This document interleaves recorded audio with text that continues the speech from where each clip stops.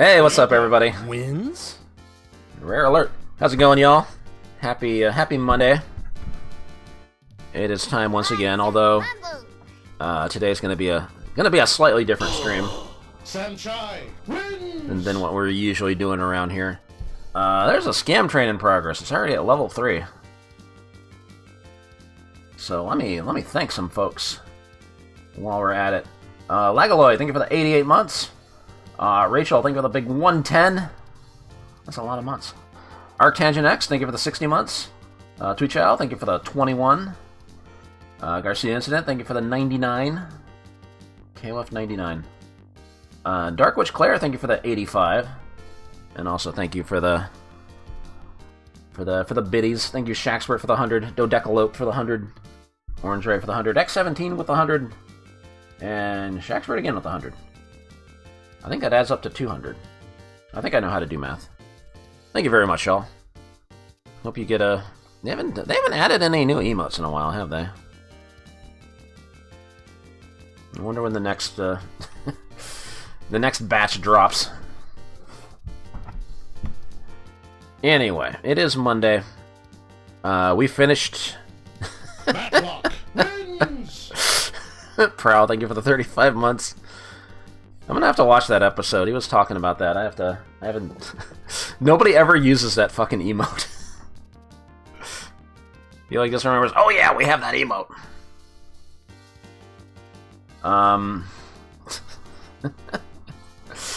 What was I talking about? I already forgot. It's Monday. It is push to reject day. We finished 1991 last time. I might have missed a game or two in there, but we covered a lot of weird stuff in 1991.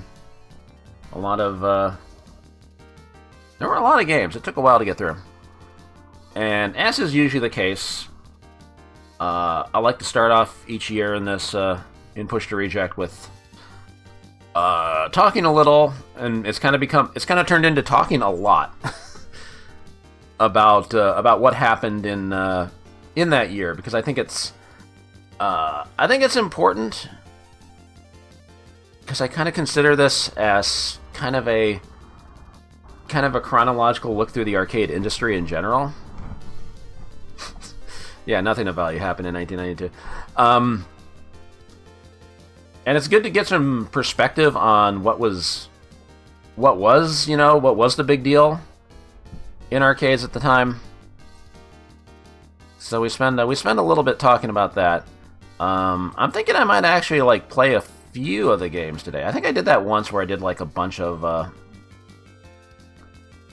just played a lot of the popular games, which I'm sure is going to confuse people if you come into the stream late and it's like, yeah, BBH is playing Street Fighter 2 Champion Edition. I thought that was a big game. Well, it was, but we are going to have a disclaimer. Nothing's being rated tonight. If you're here because you like to click the buttons to give ratings, that's not happening this week. We'll actually start with that next week. Ghost of Ghostad, thank you for the 4 months. So this is more of a is it a chill stream? I'm gonna be talking a lot. I'm gonna be doing a lot of yapping. Here comes the yapper. But no, there will be some gaming. I have a couple things in mind. Bootblacking, thank you for the 100 bits. And as usual, we will do a new 1cc at the end of the stream, because I like the idea of trying to get a new 1cc every week. I had one game in mind that I actually got to 1cc on cab yesterday, but now I'm thinking I still don't fully understand everything that's going on in the game, so I'm gonna give that another week or so. It's the player haters ball in here. Hey Waffle, should we turn this into the player hater ball?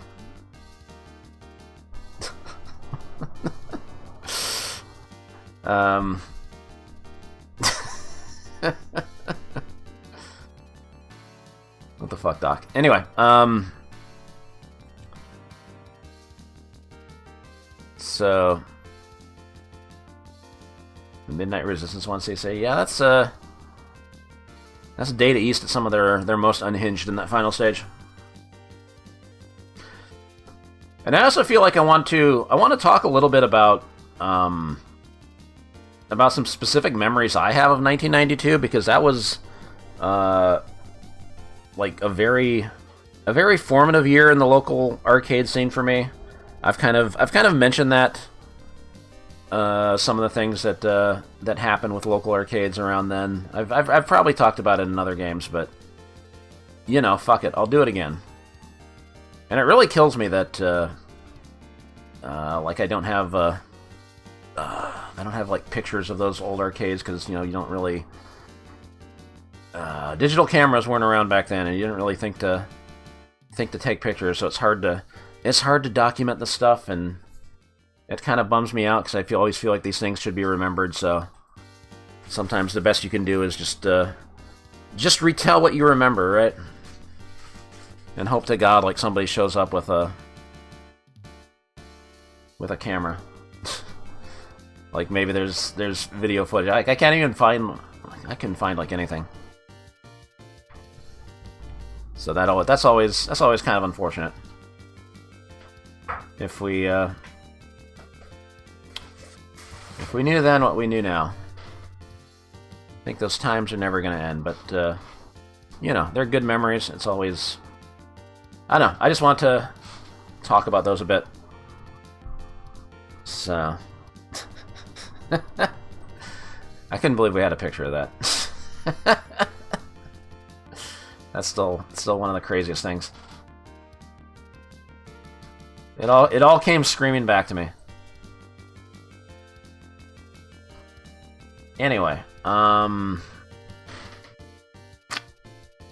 yeah, how are we gonna start this? Because like I said, it's kind of hard to do the to do what I wanted to do without pictures. Like I'd grabbed a couple things, but alright, let's do it like this. So the thing I have to mention about 1992 specifically for me is, at the time I was living in Harlingen, Texas, which is a city all the way down south in Texas, the Rio Grande Valley. Not many people have heard of it. It's like right on the border of Mexico. You know, the Rio Grande Valley had a few other cities. Had a lot of cities. Like the big ones were like McAllen and Brownsville. People know Brownsville now because some shithead billionaire took his space program over there. But I lived like right in the center. I lived in Harlingen, and for the most part we had for local arcades there were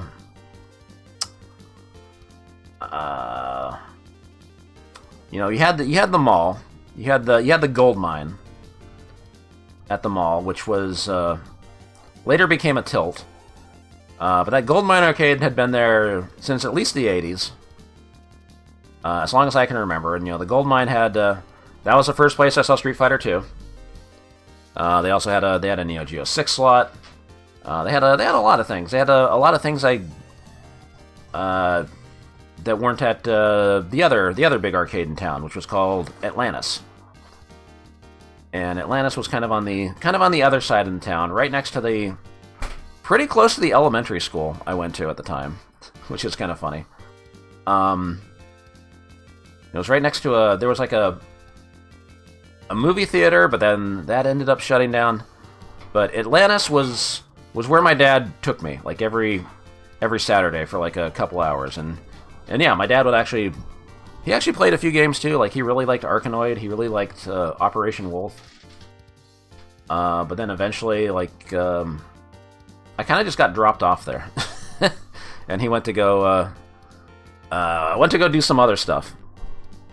It was almost every Saturday. My dad was Oh, he's still around. He's yeah, he was a little bit of a gamer for a little bit, but then he kind of stopped with it. So, anyway,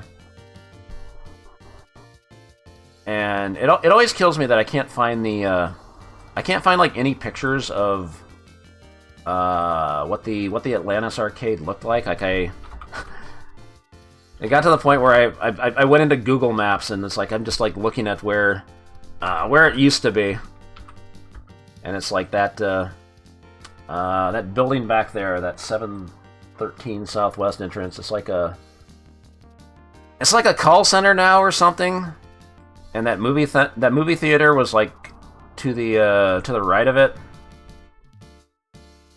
But God, I remember that parking lot. There's got to be pictures like somewhere. I don't have any pictures. I've been trying to find pictures, but no. The thing on the right, it used to be a movie theater, but now it's something else. Oop, that was the wrong thing. And so that's like I said, that's where I used to go. That's where we used to go.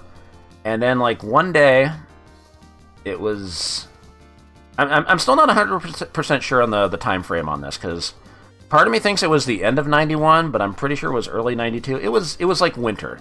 It was like sometime around that time frame. We go there, and there's just like a sign saying it was closed and it's going to be under new management or something like that. And it turns out the guy who owned Atlantis, yeah, I guess he wanted to get out of the business, and it was sold to the big South Texas Vending, which operated like a shitload of machines. Like they sold the business to them, so they were going to take all the old games out and put new games in, and that took like at least a couple weeks. And I was disappointed at first, but then when it reopened, Atlantis was dead, and it was reborn as Fun World, which was a name I hated. But you got used to it. And Fun World was when they reopened, like I said, they were owned by South Texas Vending, so it felt like what they did was like they just took like a bunch of games they had in their warehouse and just put so many. They like just lined up rows of games, and there was a lot of new stuff there because they just completely changed out everything, and it was pretty exciting at the time because it was just all these new games. Eventually, they started taking like some of them out. They started putting in pool tables. It started with like a few, but then the pool tables started multiplying. There were still a lot of games though, and they at one point they knocked down the wall on the right side and put in some more games there. And it was really weird because they had a man. I wish I had pictures of this. Part of that expanded area, they had this. On the wall, they had like a movie theater. It was like a big like projection thing for a movie theater. But as far as I know of, that place like wasn't like the movie theater was like the other building, and so I don't know why they had that like movie theater thing. And when they expanded it, they had this little area in front of the movie theater, and they would like open it up and. On Saturday nights, they would have a live DJ, and they'd be playing music there, and people were dancing. So it was like a combination arcade, pool hall, club, but they weren't serving booze. They didn't serve booze there, or else you'd probably have to kick out the minors. You have to kick me out. So, yeah, they'd be playing music on Saturday nights, and it was really weird. But that was like. They serve booze, B-O-O-Z-E, and not booze, B-O-O-S. The biggest honor you can get in Galloping Ghost. So, but I don't think that happened in 1992, though. That was like, that was probably a little a little later down the line. But one of the other memories I remember of early '92 was they had those at the entrance. They had two of those Dynamo 50 cabinets that I've talked about before, like these cabinets. They ended up getting like a few more of those later. Those big ass cabinets, and they had two of them at the entrance. One had Captain Commando, and the other had Silent Dragon, which is a 1992 game. We'll probably be covering in this because that game's not very popular. And I think like within a couple months they replaced Silent Dragon with Sunset Riders, and Sunset Riders like stayed in that Dynamo cab for like the next many years, at least like 7 years. And they also flanked it with another big cabinet we'll talk about. There was a very massive cabinet that came out in 1992 that you probably can guess what I'm talking about. Hint: it used 2 monitors. So, and the other exciting thing about Fun World was they had token deals, and it was like 32 tokens for $5, and that was a really good deal. So a lot of things were relatively cheap. And like the funny thing about Atlantis was they never had a Street Fighter II cabinet back in the day. Now we're getting. I should probably move over to the other thing. But yeah, like they maybe they didn't like how they were the business was going, because they never got to. They did not pick up a Street Fighter II cabinet in 1991. You had to go to the gold mine for that, and like I said, Street Fighter II at the gold mine was always popping. Like people were always playing it. Yeah, let's move over here. Did I already put the? No, I didn't put it up. Okay. Let's play some different music for this. Let's keep Final Fight on loop. That's loud. Holy shit. My bad. I gotta keep this kind of low. Ayas, thank you for the big 112. Thank you very much for the resub. Yeah, I might mention that too. Yeah, let's get that year in. Actually, I don't even know if the disclaimer is necessary, because like some of these, like I said, some of these games we're actually going to be playing tonight. So let me get rid of that. I did put the disclaimer. Nothing's being officially rated tonight, so sorry to disappoint you.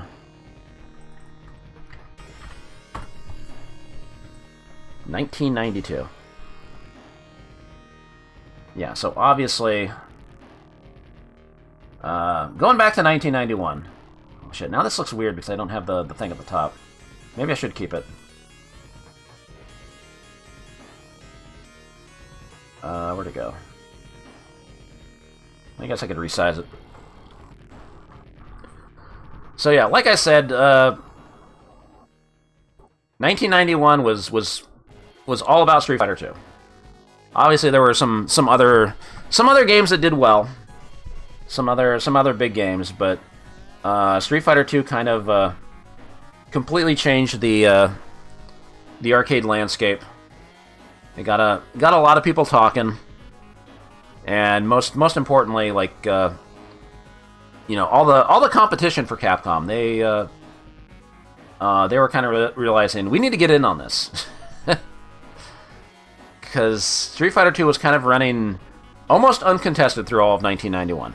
SNK released the first Fatal Fury, Garo Densetsu, at the end of 91. But that game, it has its charm. Let's be real. It certainly was the beginning of a lot of stuff. But it even back then, it didn't keep people away from Street Fighter II for very long. It was kind of a temporary distraction for people to check out, but only had 3 characters, and if you didn't pick Andy, you were probably getting destroyed. Just mash back forward A, and you're gonna do okay. So all of 1991, Street Fighter II, the king of the arcades. And there's a book, the oral history of Street Fighter 2 that that we have here somewhere that I did end up reading. Capcom was, yeah, they were at the top of the charts in 1991, and the way it's told is kind of framed in that Capcom America wanted to do more with Street Fighter 2. Like they realized like this is a juggernaut. This is unstoppable. Like we have to do more Street Fighter. And they make it sound like the Japan side didn't want to like revise the game immediately, because Street Fighter 2, as big as it was, it had problems. One of the biggest problems being that you couldn't play character versus character, and Guile was unquestionably number one. Not even taking into account the glitches he had, which I didn't even know about until 1992, I guess. Like I guess some places had figured it out, but the handcuffs, the magic throw, and all that. There's like one story specifically in that book where like one of the Capcom executives like went to Sunnyvale Golfland, I think. It was one of the Golflands. So it was probably Sunnyvale, because that's where like Capcom USA's offices were next to. And like they were having like some big, I guess it was a big tournament or something there around Halloween, and they had like people cosplaying. Like some people were cosplaying as the characters, and he saw like two girls both cosplaying as Chun-Li, and saw them like go over to a cabinet, and they were mad because they couldn't both be Chun-Li, so one of them had to go to another cabinet, and that like kind of set off bells in his head that like, man, people really need to be able to play character versus character. And they were kind of pushing for Capcom Japan to do something else, to do something new with it. And it's kind of, I've heard conflicting things, like some of the higher ups didn't want to do anything else with Street Fighter 2, but also heard that like one of the programmers definitely wanted to revise the game, and it was like secretly like making changes in the game on his own time, just for the hell of it, just for the love of the game. And finally the word gets out that they have to yeah, we'll talk about the hacks, don't worry. We have to do something new with it. And the other story that goes along with this is that Japan, they were still like they didn't want to dip their toes in the water. Like they wanted like commitment. They wanted a promise that like U.S. arcade operators were gonna buy them. And there's like a story about how they gather like all the all the heads of like distribution for some of the companies in the U.S.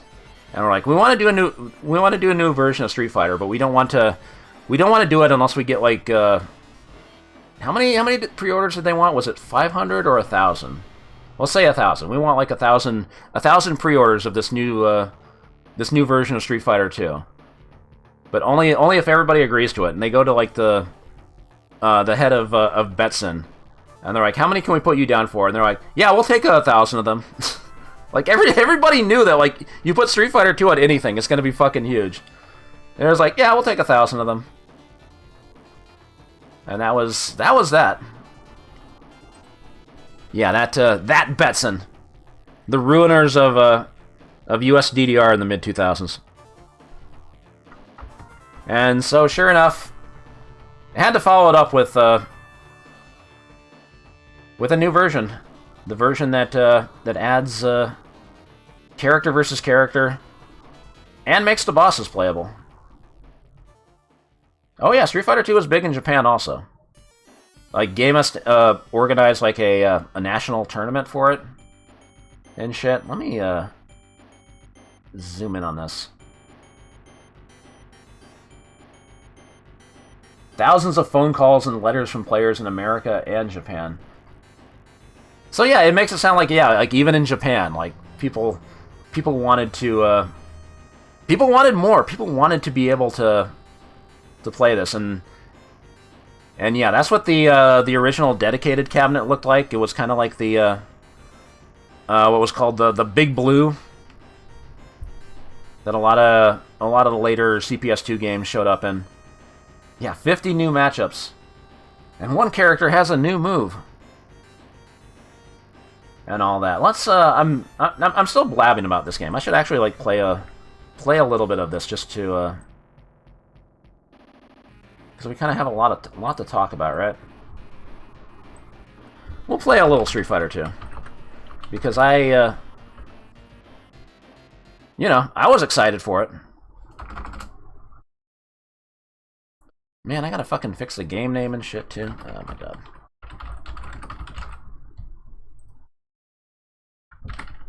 Yeesh. I thought I wasn't gonna have to do that tonight.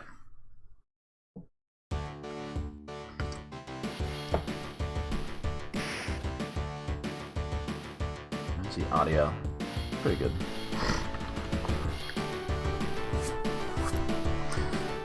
So another funny thing about the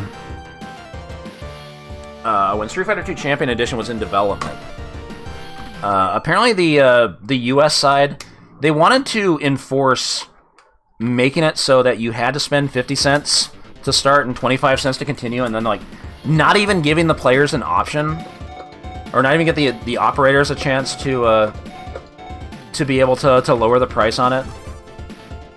Luckily they figured that out pretty quick. Yeah, push those dollar coins. So I distinctly remember when I heard about Champion Edition coming out, because it was like I want to say it was like April, and found out that the gold mine got Street Fighter 2 Champion Edition, and I wanted to check it out right away. And I'm pretty sure the first time the first time I got there and saw people playing, I'm pretty sure it was Bison Mirrors. So by like week 1, people had already figured out that how good Psycho Crusher was, because yeah, they made bosses playable, but yeah, look at that shit. Of course they did end up throwing me. Like the Psycho Crusher's like 4 or 5 block ticks. Like it does about as much damage on blocks as it does on hit. So of course the one of the purposes of Champion Edition was to try to fix the balance in the original game. Try to make Guile a lot weaker than he was. Although Guile still ended up being good. But of course now, yeah, that was 6 block ticks. Look how much damage that did. Some people call this the 7-Eleven strat. People just doing this at the 7-Eleven. We didn't have 7-Elevens in South Texas. We had Circle K. And I don't remember any of our local Circle K's like having a Street Fighter 2 cabinet. Because like eventually, yeah, like Street Fighter 2 ended up making out to more arcades. Because like I said, oh, redizzy time. I fucked up this combo. I don't know how to do crouching jab times 2. I said that the local Atlantis arcade didn't have Street Fighter 2 at the time. But before Champion Edition came out, they ended up getting like a couple World Warrior cabinets, and the competition there weren't as many people playing there as at the mall, so it was I had a lot of time to figure out like how to play the game, how to spend a lot of time playing the computer. Because I didn't truly appreciate just being able to go to the mall and like having people would just always be playing that Street Fighter 2 cabinet. Like it would be stuck at Battle 99, no matter when you walked in. Like it was just eternally on versus play, and that was just such a wild concept at the time. One of the other funny things Champion Edition did was they kind of leveled up the CPU and made the CPU a lot harder. Like it still falls for certain patterns, but like one of the big things that people hated in the original Street Fighter 2 were tick throws, which we called cheap shots back then. That's a cheap shot. A cheap shot is when you do a Let me see if I can... the computer will give me a chance to do it. You do like a light attack, and then you try to throw them right after. Of course, Guile is just going to flash kick me out like that. Of course, I can't do it right because Guile is not cooperating. And so basically they reprogram the CPU in this game to specifically counter-throw you if you ever try to do like a standing jab right next to them like this. Never mind, I mistimed it. I'm really bad at this. I can't show it off. Like that. You throw out the crouching jab and then they just throw it right after. White Buffalo 6, thank you for the 9 months. How are you enjoying Riding Fight? Oh my god, Guile, please. Guile will not. Okay. Yeah, I think like I've also heard of people like acting like if you throw me, you gotta let me throw you back. Throw for throw. Like people were really angry about throws.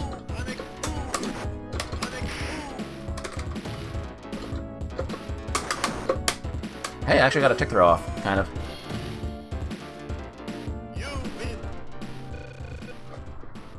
But I mean, that's just how it was. Because, like, you have to remember, Street Fighter 2 kind of introduced the concept of like being able to take over a player's game, and that was so bizarre to me at the time because I was just used to, you know, you'd play a game. You'd get to play it for a bit, and then, you know, you lose all your lives, you can continue. Or if it's a multiplayer game, somebody else can join in with you. Like you're playing Teenage Mutant Ninja Turtles, somebody gets in on the other side, plays one of the other characters. Like that was happening. Like there were co-op games like that. But just having like somebody able to take over, beat you, and then send you off the cabinet, like that was so hostile. I can't do the Redisney combo. But of course, what are you gonna do? Complain to the arcade operator? They want that.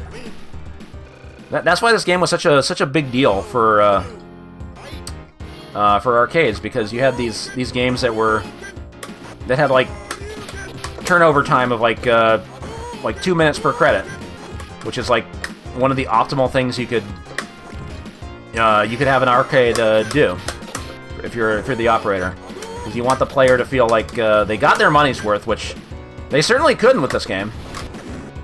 Because, you know, winner stays, loser pays. So if you were really good at the game, you can make that credit last for potentially hours if there was enough people playing.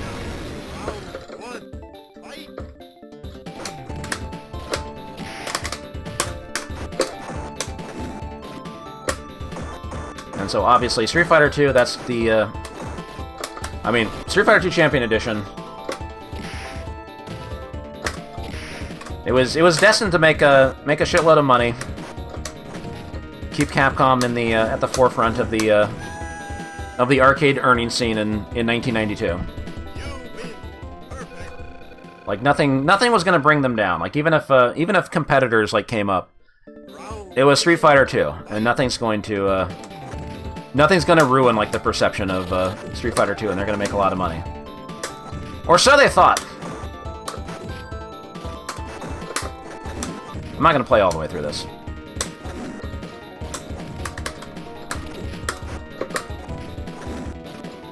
Because the thing about Street Fighter 2 Champion Edition. Hold on, let me exit this out, because yeah, it was doing so much business, so much so I forgot I had a picture. I don't remember where I got this picture from, but yeah, some places. When are you gonna see like that many of one cabinet ever again? I never saw like that many Street Fighter 2 cabinets lined up. But I think that was probably somewhere in California.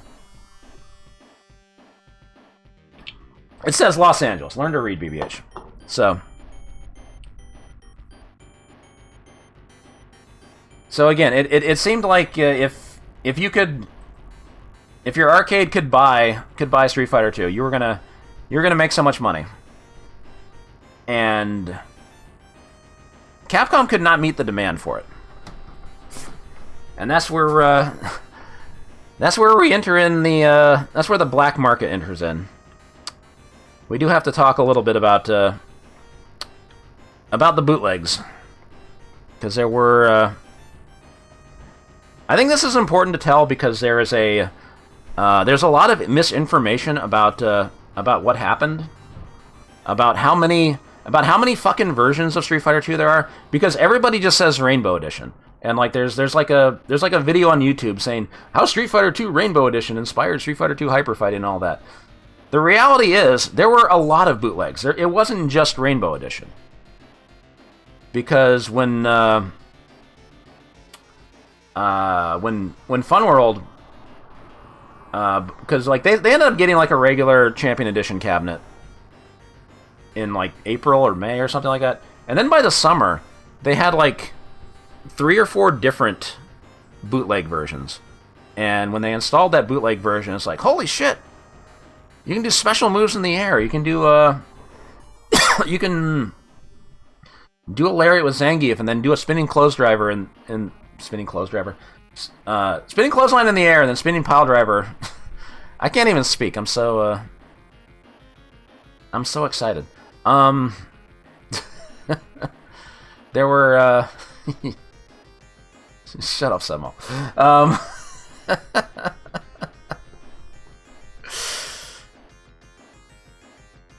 I saw this picture the other day, like, because like one of the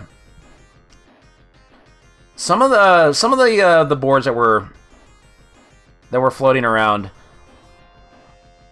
the CPS-1 hardware was not very well protected, and people in like Taiwan and other places, they figured out how to circumvent the copy protection, if there was any copy protection, and sort of burn their own ROMs and sell their own versions of the game.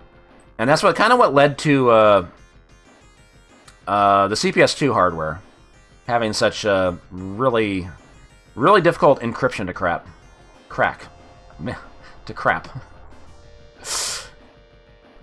And I saw this picture from Vodka Gobalski. He posted this picture of the. This was like sold by a company called Testron.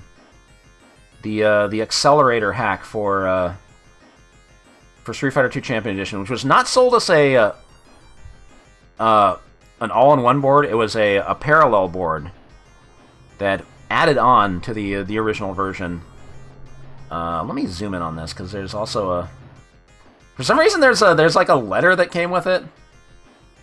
Try any of Testron's ProTech income protection enhancement kits for 14 days and risk absolutely nothing. The accelerator for Champion Edition Street Fighter 2. And yeah, like, I don't know why, like, this one operator, like, wrote a letter. Dear Testron, all my Street Fighter customers are complaining that they can no longer do the Ryuken Dragon Uppercut. I set the power supply at exactly 5 voltage, put a new HAP Ultimate joystick, and it did not help. I put the game in 2 separate game cabinets and had the same results. Ryu's screen gets very jittery when throwing fireballs, looks very staticky. My best player who wins tournaments can very rarely throw fireballs from the air or do spin kicks in the air. I have a Champ Turbo from Hong Kong that has very similar moves, but they execute with great ease. Never a problem, since you are the only one I know of with this version of upgrade for Street Fighter 2. I ordered it from you. If you have an update that fixes all the problems and has more of what you originally advertised, please exchange it for this one. If not, please credit my credit card, but I prefer a kit that works and does what it promises. Thank you for your promptness. I don't know why they had this this letter. But anyway, the reality is there were a lot of bootlegs of Street Fighter 2. And I think it did like a lot of damage to the general reception for Street Fighter 2 Champion Edition in the United States because of you know, they were fun to fuck around with. Here, let's load up the accelerator.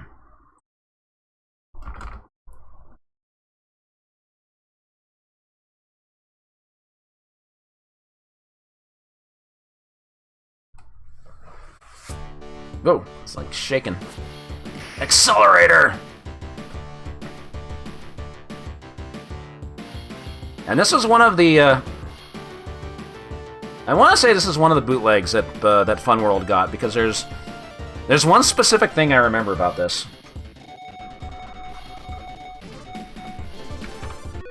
Let's credit up. Oop, I don't have a start button. Let's see, can I actually do Fireball and Dragon Punch? Yeah, you can throw fireballs in the air. Only one at a time, though.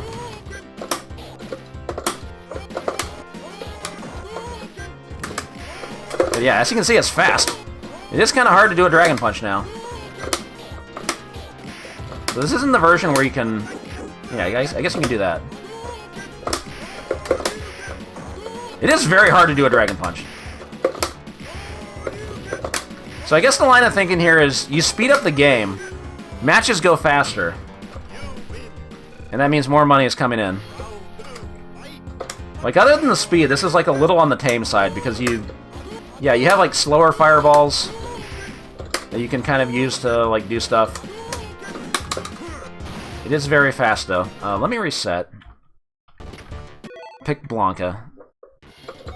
Because Blanca's really weird in this version. Wait, Ryu, I thought I picked Blanca. Oh, there it is. So, you know, Blanca has that head bite throw. But if you do it in this version, if the computer will let me do it. Oh, God.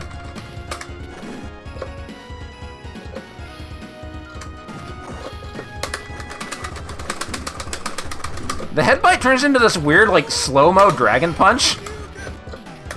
It's really fucking weird. And it does a shitload of damage. But also, no, this version does not have, you can't, like, switch characters with the start button like some bootlegs. But I just remember that Blanca throw doing that. I thought that was so weird.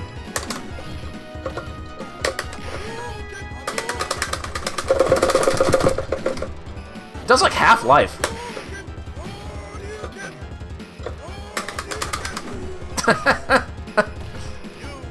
It's so bizarre.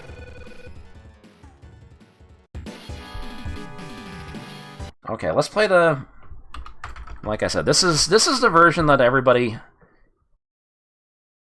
kind of uses as a catch-all. Like, there is the catch-all terminology for bootlegs, because, like I said, there's a lot of misinformation saying that, like, Rainbow Edition was the version that was everywhere, and I don't think that's true, because, like I said, Fun World had like 3 or 4 different bootlegs, and Rainbow Edition was not one of them.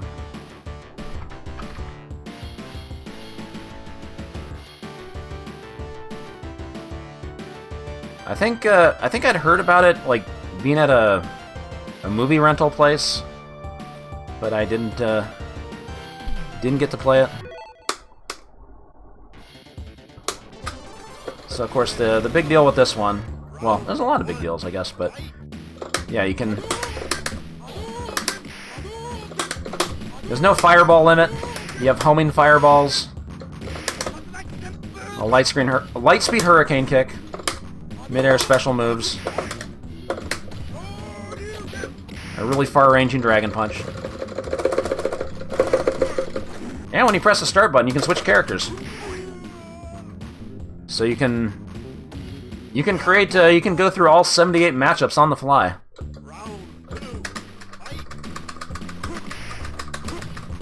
And, like, I think every character has, like, some sort of move that can throw out fireballs. It's usually, if they don't have a fireball normally, you can hit Tor's and Medium Punch with Honda to do it, or something. Something like that. Oh man, I forgot to... There was, like, a flyer, like, Capcom put out, like, saying, you know, if you We know about these bootleg boards, and if you buy one of these and they break, we're not doing any customer service on that. You deal with that shit yourself. If you're not gonna buy the games from us, we ain't doing shit for it. Which, you know, fair enough. My god, this walk speed. Yeah, it was kind of the same thing with Pac-Man back in the day. Why am I playing Honda? I can switch my character. There we go.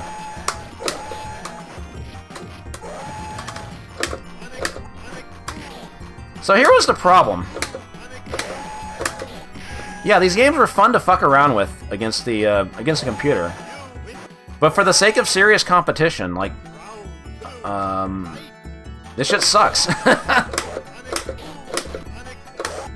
Like when you have homing sonic booms that you can't do anything about. Like you either do it back or you find another character with some broken shit. Yeah, it makes for fun combo video stuff. But you know, a lot of people enjoyed the competition of being able to play like character versus character, or person versus person.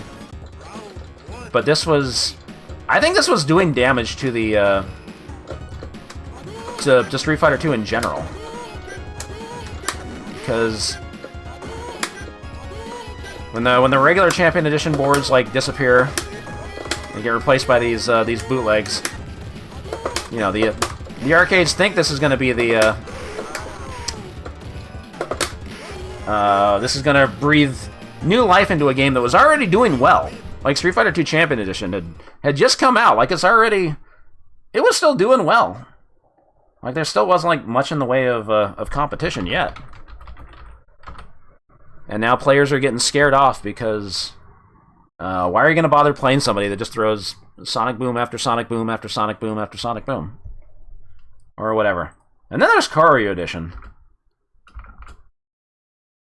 which opens with a very profound, life is too short to be little. This is also one of the famous versions. Used in Taiwan only. Yeah, so much for that. How busted is this version? Well, why am I floating? You can do shit like that. Oh, Guile had a magic throw, still, somehow.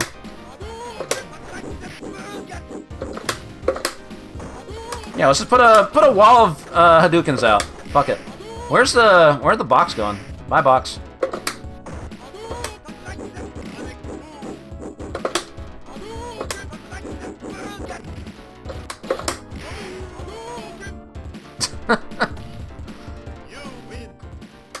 Ugh, Ryu, what happened to your face?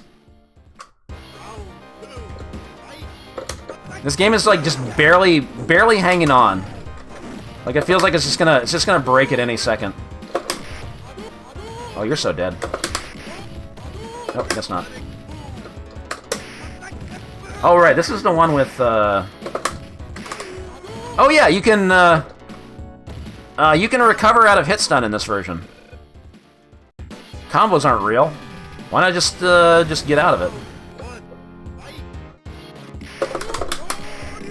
Oh, we hit the fireball limit, huh? Whoever does their DP first gets to have all their fireballs on the screen. Oop. Magic throw. Oh god. Yeah, even the computer's gonna do shit like that to you. This is the one with Tiger Flame, right? Ugh, that's an ugly Sagat. Tiger Flame.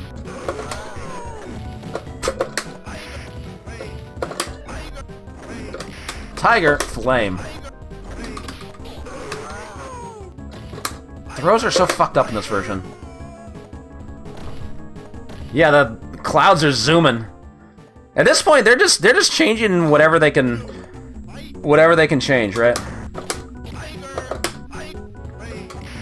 I swear I've seen Tiger Flame do like 80% life, but I don't know how to do it. Probably has to be a big character. Another one where you can just like No fireball limit.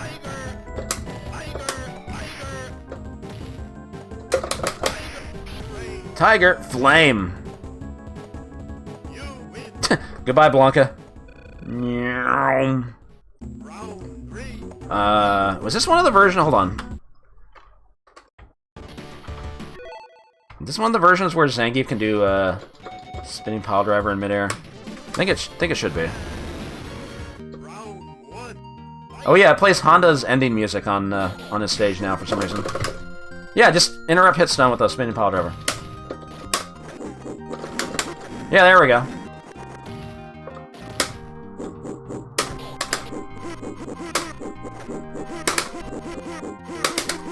And yeah, you can just keep doing lariats. Just warp around the screen. You're invincible when you move up like that. So you know, you just get a life lead and do this. What's the other player gonna do about it? And do a spinning pile driver in the air. Why not?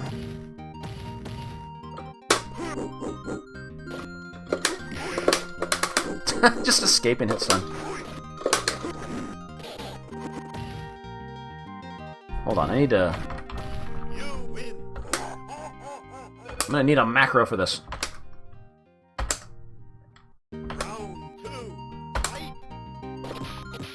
Oh god.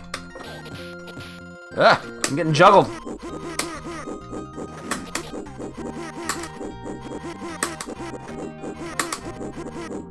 Of course, I'm gonna lose if I do this, but... Wow, my 3... What? Why is it not letting me... I'm hitting a 3-punch macro. I can't go up any higher? Am I at the limit? I thought you could keep going. I thought you could do that like several times. Maybe it's one of the other versions. But yeah, imagine like putting in a quarter to play somebody, and they just do this shit to you over and over. Are you gonna want to keep playing in that? Whoa. Bye, Honda. So they were fun to fuck around with at the time. But they were not only taking money from Capcom because they were putting out these versions that you're not actually paying Capcom for the game.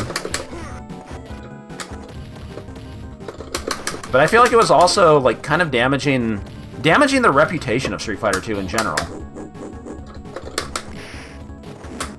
And so like it kind of felt like the game was like dropping off a little bit in 92. Maybe because of this. Also, you have to keep in mind that summer of 92 is also when the Super Nintendo port of the original Street Fighter 2 came out, so you didn't have to go to the arcade anymore to play it. And that was a big deal at the time. Yeah, you had to play it on a Super Nintendo controller, but you know, you could play it at home. Good lord. Goodbye. Goodbye! They got the reverse polarity magnets. So obviously, you know, Capcom saw what was happening, and they ended up making their own version. Oop, that's Cycle Warriors. that's the wrong button. I didn't update that. They ended up putting out. I think Hyper Fighting came out like very end of '92, and it was their attempt to fight back and put out their own update to Street Fighter 2. And it was nowhere near as wild in terms of like all the changes. Like you had some special moves, like Ryu and Ken, they can do their Hurricane Kick in midair, but they can't do a Fireball, they can't do a Dragon Punch in midair. Nothing like that. We gotta tone it down a little bit.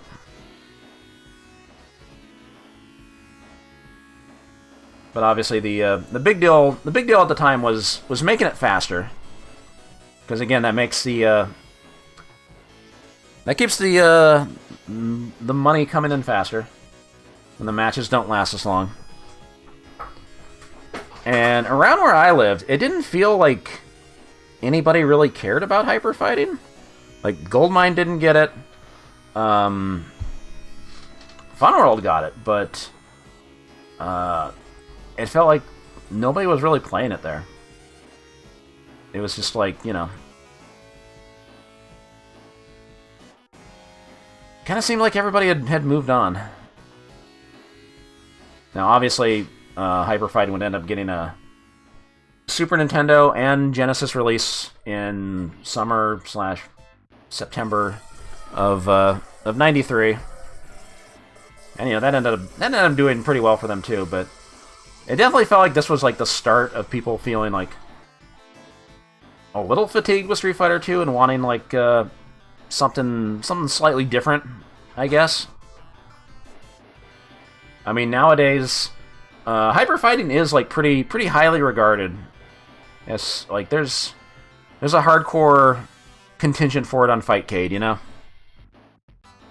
because it's like the last version. Well, no, not the last version. The second to last version before they had super bars.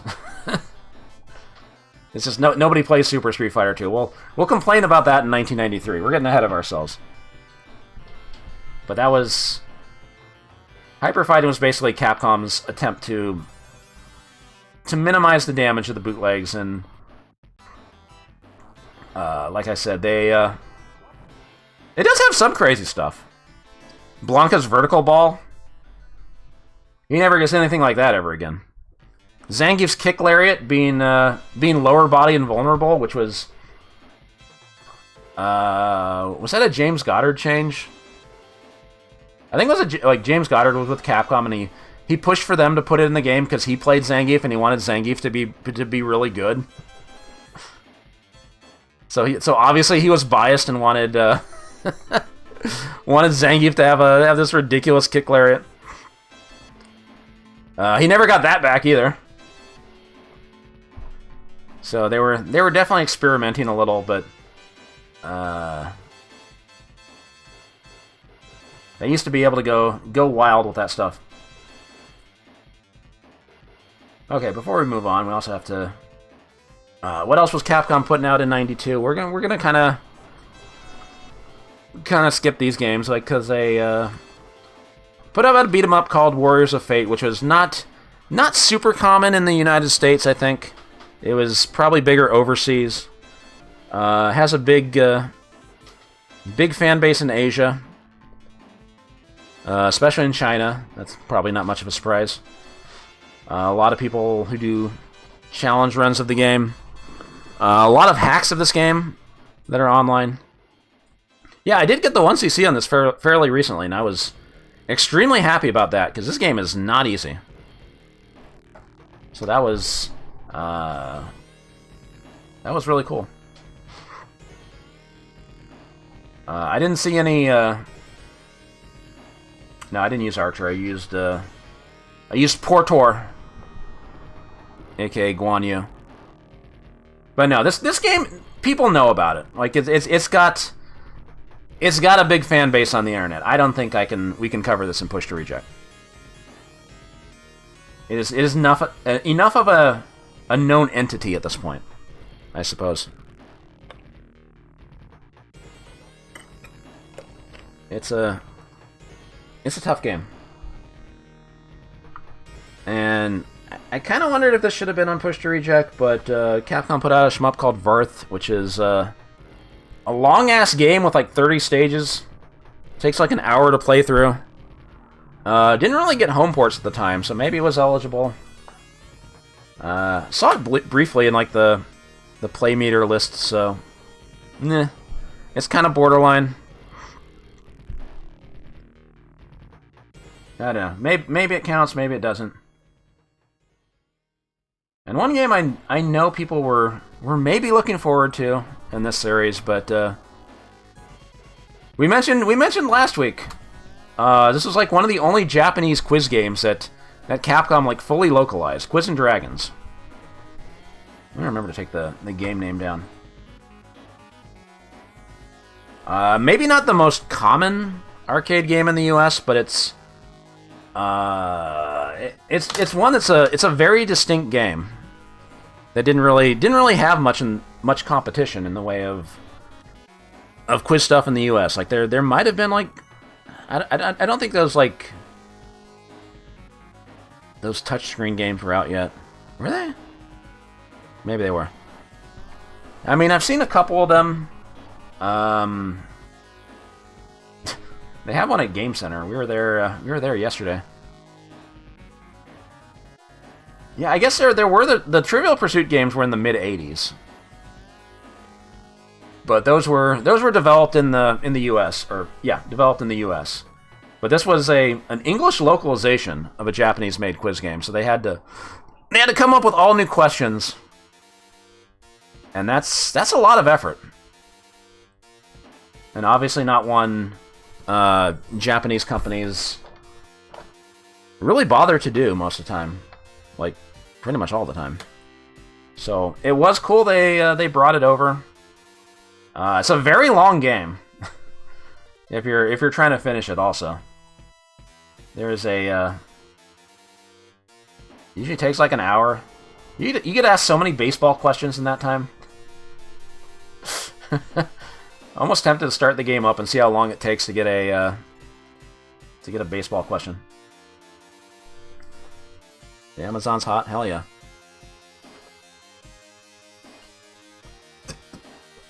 Yeah, they really wanted to keep you playing to the end. Do it prediction. Helps to remember things such as Belle Biv DeVoe. Yeah, you really got to tap into your early 90s. Okay, so... But actually... Getting back to Street Fighter 2.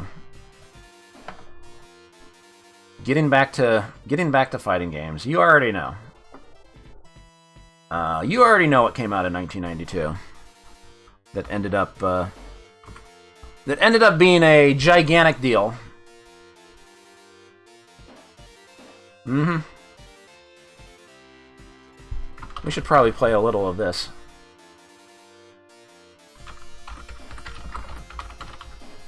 The original Mortal Kombat.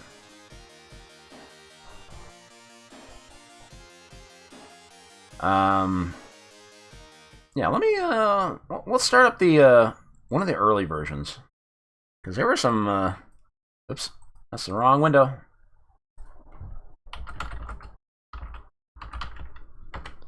Keep clicking the wrong button.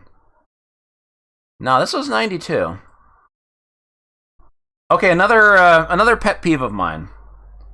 There's, I think on Google, like if you Google Mortal Kombat release date, it gives like some bullshit date of like October 9th, 1992 or something like that. Despite the fact that a lot of versions of this are marked as being released or being coded in July 92, August 92. I want to say this showed up at Fun World in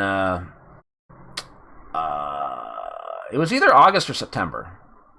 I know for a fact we had it before October, because I remember it showing up around the time we had to go back to school.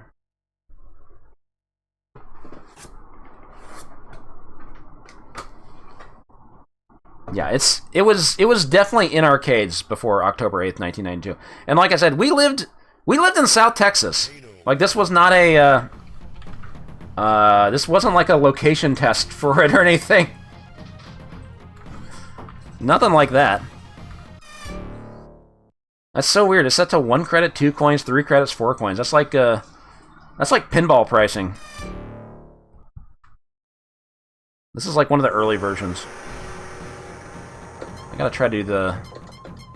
Oh no, I gotta main Sub-Zero. I'm done maining Sub-Zero. Alright, is this one of the versions where they, like, bounce up higher? Hold on. I think it is. Oop, double ice backfire. I missed the jump kick. Yeah, look how high they bounce up. So Midway, they had a habit of like kind of sort of patching their games. They would release new ROM updates to arcades. change a couple things. Yeah, August is pretty much around when it showed up in arcades, I think. And yeah, sometimes Midway would release like versions of this, versions of games that were not fully complete. Like you've all heard about like Smash TV having the having references to the Pleasure Dome, but not being able to reach them, and that got added in later.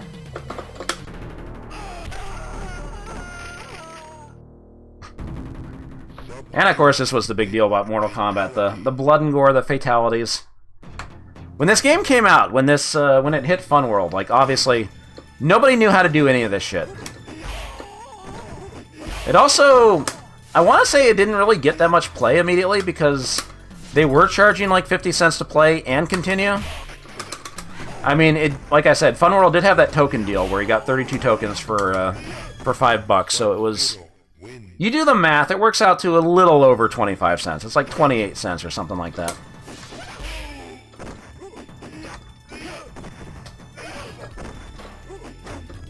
So, So obviously nobody knew about these fatalities or anything like that. I swear to God, one time I was playing against a computer and actually using Sub-Zero, and again, like nobody, we didn't have access to the internet.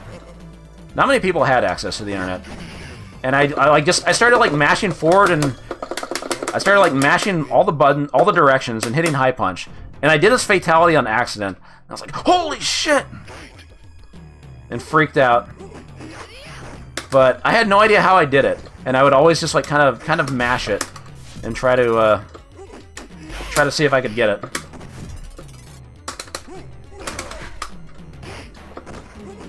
I mean, later, like figuring out the fatalities kind of became a, not really figuring out, but like you'd go to the arcade and like somebody would mention like, yeah, I know how to do Johnny Cage's fatality or whatever, and they were kind of figured out one by one. Like eventually, like, you know, the video game magazines covered all the fatalities and shit.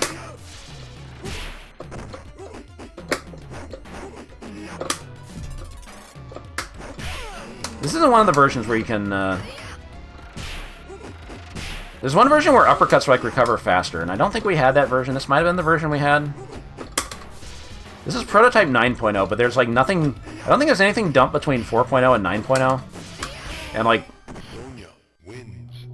I don't know, this doesn't feel like the version I played when it was brand new, but... I also don't remember jump kicks being that good, but... Oh my god, that's an actual combo in this version! It's crazy. But I do remember we had a version like this. I'm gonna have to, like, load a save state, because, not many people have seen, like, this. Have seen how bullshit this is.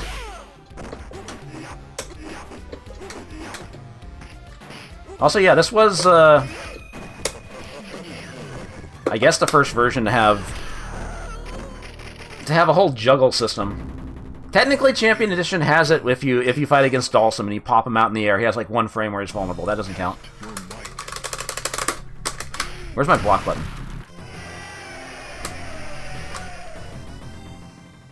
Alright, I'm not playing all the way through this, of course, but I wanted to load a save state because...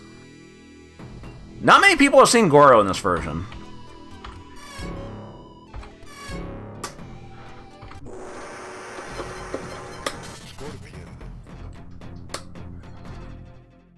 Because when I got to Goro the first time, I was just fucking stonewalled. I have no idea what to do because if you hit him with a jump kick, he just gets staggered. You can't knock him down in this version.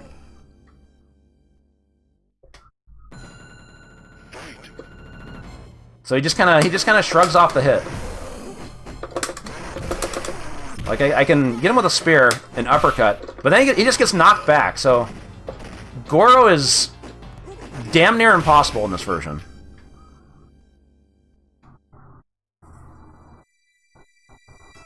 But I swear to God, I found this on accident also. One of the times I got to Scorpion with, or got to Goro with Scorpion. because you know you need to do like some kind of damage. So you land you land a spear, you get that, but then they give you like a cooldown before you can use the spear again. I found that you can just like keep mashing back and low punch, and then eventually you get the spear to come out like that. And that was like the only way I ever saw like anybody able to beat Goro in that original version. Later there was like a new ROM revision that made it so Goro can be knocked down, and that's like those are the versions everybody's played. But I needed to show this off because not many people have seen how fucked up this is.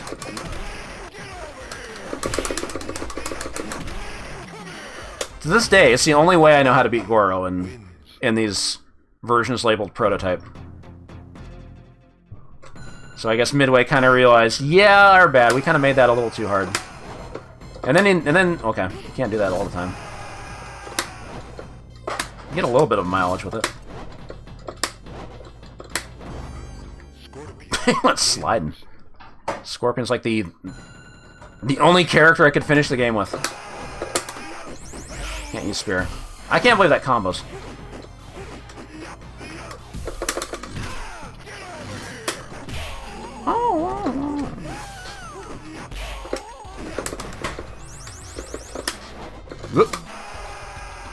Uh-oh.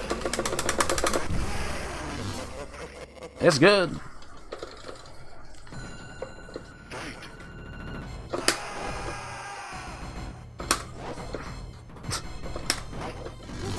You can get a couple of those off, but then eventually it doesn't work. Uh-oh.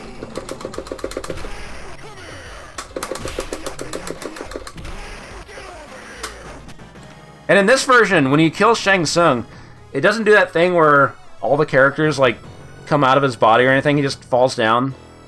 No text. They did program in the endings, at least. Yeah, it's a little anticlimactic.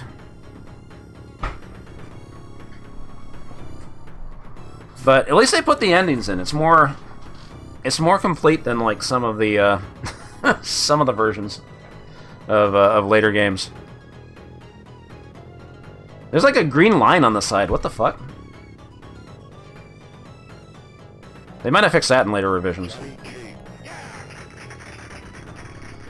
So yeah, it feels like where I lived, Mortal Kombat was like, it was kind of a slow build. Like it didn't have crowds around it at the beginning.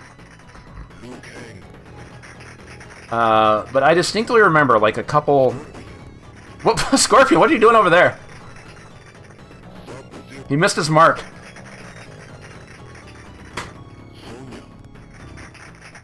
Weird. It's supposed to be over to the left.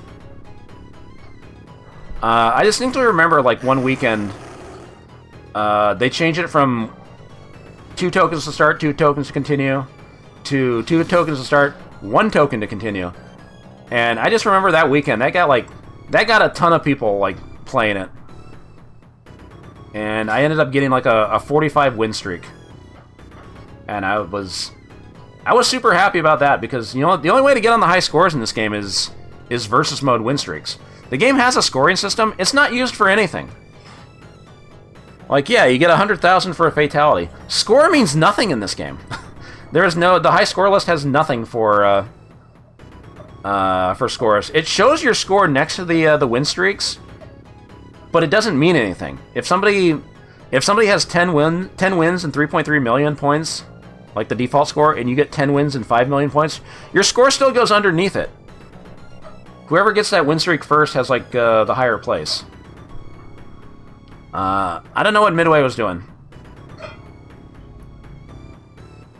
Yeah, there are people that, like, that specifically do high score runs of this for for MARP or Twin Galaxies or whatever.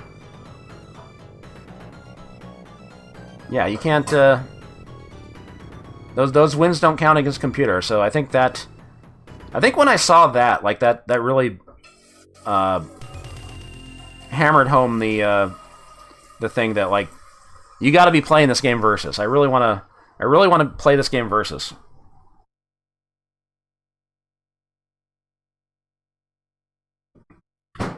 And so, of course, Mortal Kombat would end up making a lot of money. Ended up having one of the most infamous home system launches on Mortal Monday, September 13th in 1993. Yeah, it always felt like it was kind of like Street Fighter 2, how it just once it took off, like it just kind of stayed in the it just kind of stayed in terms of popularity. Like all of '93, like Mortal Kombat became became a very common game in arcades. Let me size this a little bit. So it had a hell of a run, started a franchise, etc., etc. Sometimes I have a hard time believing this came out in '92. Like I guess it was. Everywhere says it came out in like November '92. But there was already some competition for Mortal Kombat. A game called Time Killers, which, needless to say, did not do anywhere near as well as Mortal Kombat. It ratcheted up the gore, made it so you can chop off people's arms and their heads. In the middle of a round, you can chop a person's head off and just end the round within a few seconds, which again is something arcade operators, they love that shit. Make the rounds quicker, hell yeah. I remember Fun World didn't end up getting this, and there was some interest in it at first, but it felt like it tapered off pretty quick. At least it was like one of the first. It feels like one of the first Strata/Incredible Technologies games that you could that wasn't over in like 30 seconds. Remember Peggle? Remember Rimrockin' Basketball? Etc. etc. Yeah, everybody loved Rancid. Everybody loved the Chainsaw Dude.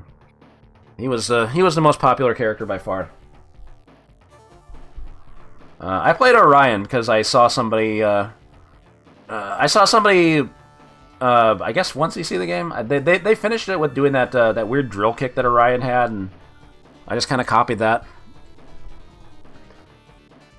Because Time Killers has a high score list called Immortals that you can only get on by finishing the game. Because to become immortal, you have to kill Death, and Death is the last boss. So that's kind of clever, actually. I wanted to get on that high score list, so there you go. For the most part, any other fighting games, we will be talking a little bit about. There's at least like a few fighting games that came out in '92 that were not immensely popular. They may be covered in the series proper. We'll get to those in due time. Not counting the Neo Geo games. We'll do a Neo Geo roundup in a little bit. So let's get away from that. Now, obviously, one of the biggest games of '92 that was not a head-to-head fighting game. It was made by Konami. They had a good thing going with their formula. You already know where this is going, I know. They had a good thing going with the Teenage Mutant Ninja Turtles / Simpsons formula, where you get 4 kids to crowd around a cabinet. But what if you got 6? What if you up the number of players? What if you had 6 players gathered around the cabinet? And yes, this is the other cabinet that I thought like I couldn't. I should have made a. Since I didn't have any pictures, I should have made like an MS Paint drawing of what the layout at Fun World looked like. But I just remember at the entrance, like they had those 2 Well, it wasn't at... Well, it was to the left of the entrance. If you turn to the left, like you had 2 Dynamo 50 cabinets there. One with Captain Commando, one with Silent Dragon. And then right in the middle, when X-Men came out, they put it in there. And that is... That gets your attention. Because it was such a massive cabinet. Yeah, one of those stools. Yeah. I used those stools when my dad took me to the arcade in like 87, 88. This is like a pretty... it's pretty high up there. Yeah, you might need a stool to see the action. Later got released as a 4-player version and a 4-player dedicated cabinet. Might have also gotten released in kit form. But you know, the 6-player version was the real showstopper. I do remember credit feeding through to the end with some other people I didn't even know. No, this is not rare. Read the top. 6-player cabinets were out there. Maybe not as many survived from the initial launch in '92 because they took up a lot of space. So the 4-player versions ended up being a little more common, but I want to say there were a decent number of 6-player cabinets out there, for sure. Saw less 4-player than 6-player. I guess that makes sense. I remember that was the other thing I didn't mention with arcades, because we had Fun World, we had Goldmine, and then we also had a Peter Piper Pizza that had a nice arcade. And the Peter Piper Pizza was pretty close to Fun World. It was like 2 streets across. And I remember they ended up getting the 4-player X-Men cabinet and had it there for a while. I've made no secret of the fact that I'm not the biggest fan of X-Men. It's not a very... at least the US version. The US version is not very one credit friendly because of changes they made in the US version. Like in the Japanese version, everybody has like an extra attack if you hold down forward and hit the attack button. And with Storm, she gets this big pokey that has a lot of range, and kind of makes her like the best character. But otherwise, you know, it's one of those games where you press the button. Sometimes you don't always get the same attack. One of those. I know the US version can be 1cc. People have done it. I didn't say it was impossible. But it's a lot tougher. For sure. There's art, huh?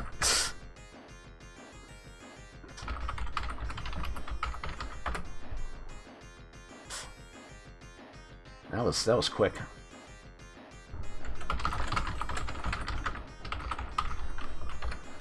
That's big. Thank you, Ann K, for the getting the Mortal Kombat art in. Look at Sub-Zero's knee. Look at where Sub-Zero's knee is.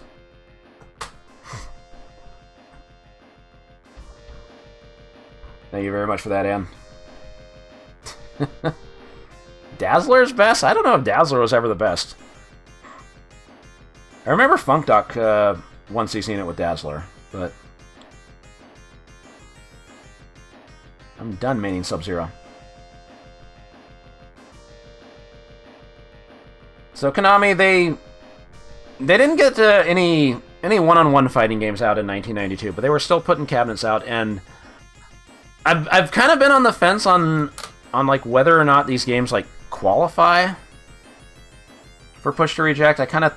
Oh wait, no. There was one other game. There was one other game that was really big. Lethal Enforcers, Player 1. Because this was not a 4-player game. It was a gun game, but it felt like Lethal Enforcers was... It felt like a lot of games ended up copying the blueprint of this game a bit. I mean, it wasn't anything anything revolutionary, but it certainly got your attention with the with digitized graphics and dudes popping out in choppy animation. People on it, don't shoot me, and all that. It certainly wasn't the first game of its kind, but ended up doing phenomenally for Konami. They put out some home versions that actually had a gun called the Justifier, which is a great name for a gun.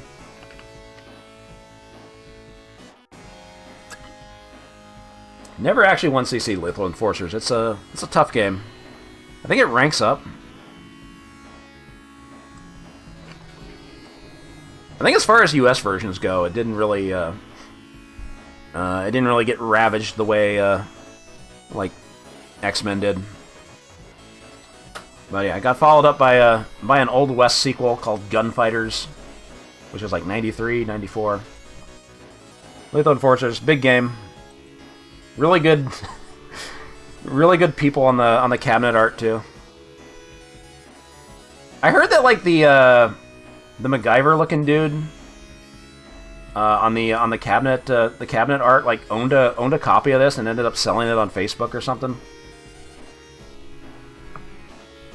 Like there was a Facebook for sale post, and he said he was the dude holding the gun. That's some good lore. Fresh Will SLC, thank you for the 43 months. Much appreciated.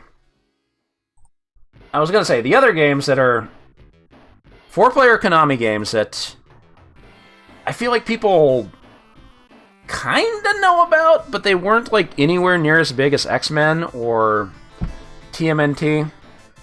Because Konami, you know, they made a buttload of money with TMNT and The Simpsons. And they just went all out, like, licensing anything they could get their hands on. One of them was G.I. Joe. Which is a Devastators-like. Look, the number of people that said, like, oh, this is this a G.I. Joe sequel? Or prequel? When I played Devastators. That told me that people know about the G.I. Joe arcade game.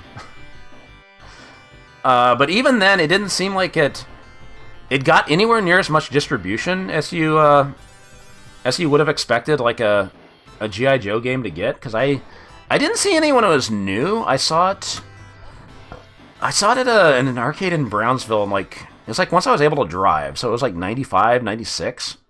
They probably had it when it was new, but I wasn't able to drive there until then, so and I thought it was pretty cool. Only other cabinet I've seen, well, I guess yeah, I don't think Ghost might have one, but Next Level Pinball has one. Those are like the only cabinets I've ever seen. Oh, are you from the Rio Grande Valley too, Elk Conductor? Nice. I have still not, I still haven't 1cc'd this game because I thought it was a cool game at first. Now I kind of feel like it drags a little bit. Like, I feel like the stages just kind of keep going and going and going, and then the bosses, I don't know. It's certainly something I'd like to 1cc at some point in my life. But, I don't know. I'll probably go back to it at some point. I thought like all the characters felt the same. I don't think they're any different. Yeah.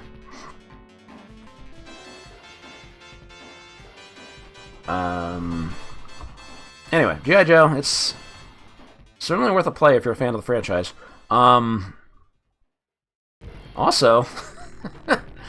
now this one it's definitely borderline PTR territory, but because I shouldn't say very few people. Some people remember there was a Wild West Cowboys of Moo Mesa. It was an animated show. Yeah, it's another one that's like not very common at all. I've only seen like a couple cabinets. Again, Next Level has one because they have a bunch of Konami cabinets. shoutouts to the when Galloping Ghost like made this their Monday mystery game, and everybody called it Sunset Riders, because it basically is baby Sunset Riders. And there were some weird things being said.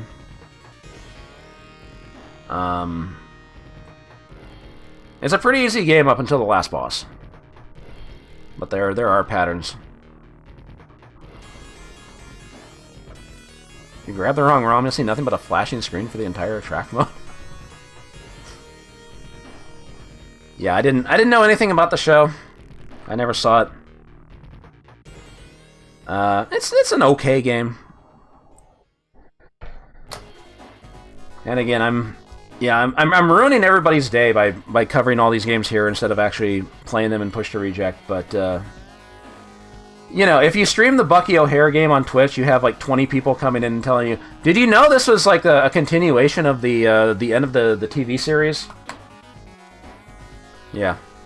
No, I have not seen a cabinet of this, but but it is one that I feel like people know about now. It's a destroyer from jail like. It is a belt scroller, but it's a run and gun. Another game another series I didn't really know much about. I didn't watch the cartoon. I didn't know anything about it. Obviously, got an NES game that more people are familiar with. I ended up playing that for the first time like a year ago, a couple years ago.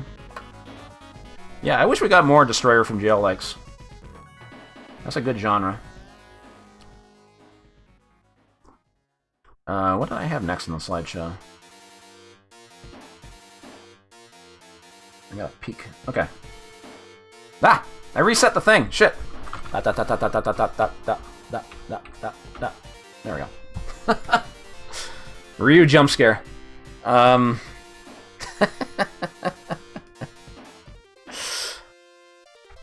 Alright, so what was Sega up to?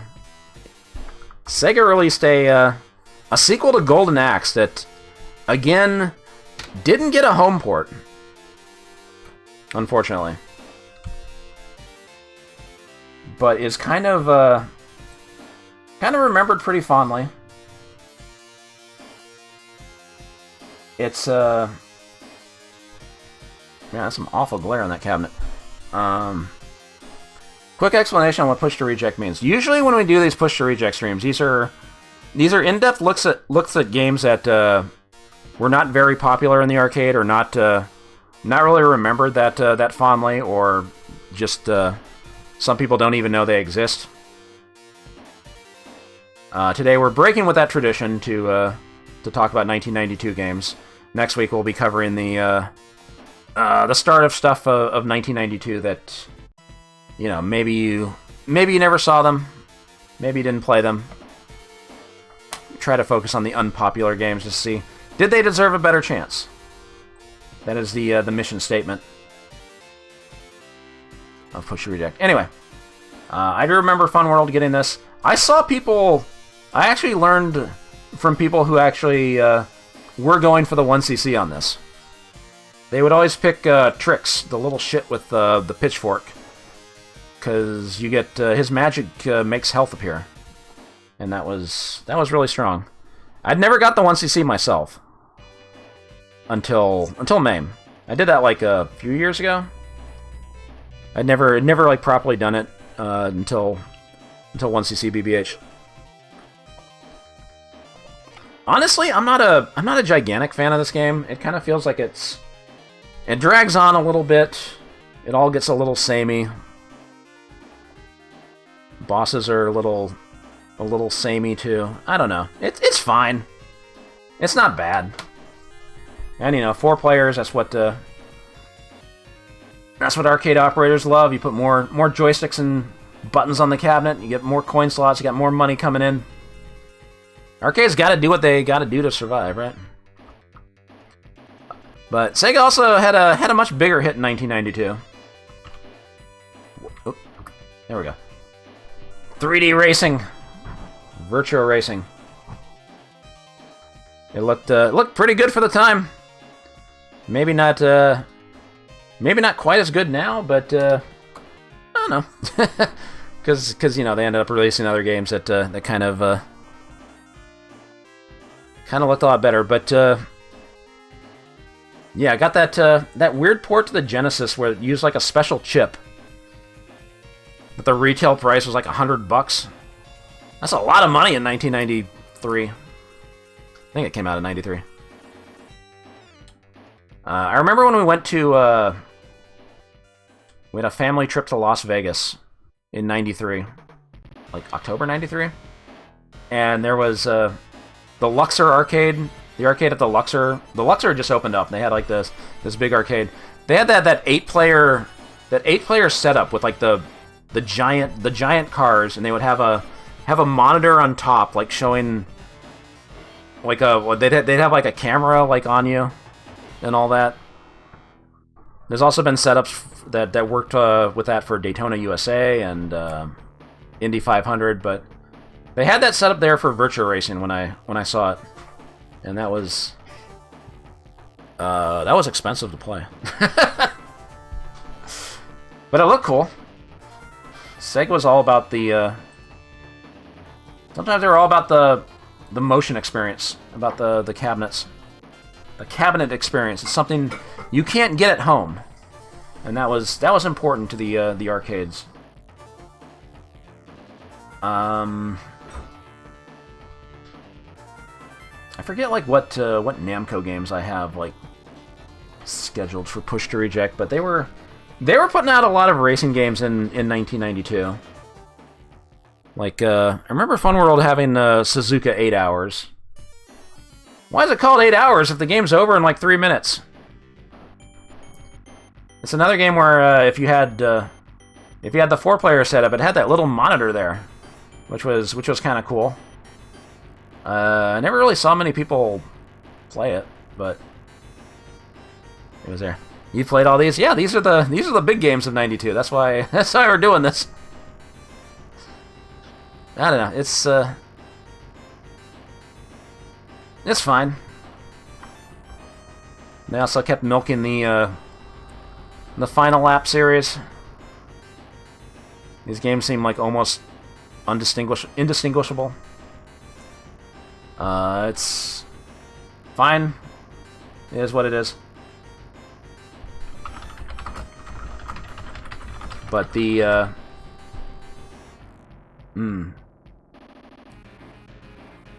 okay, I had to double check something. Okay, hold on. I gotta take that out. I had a hunch.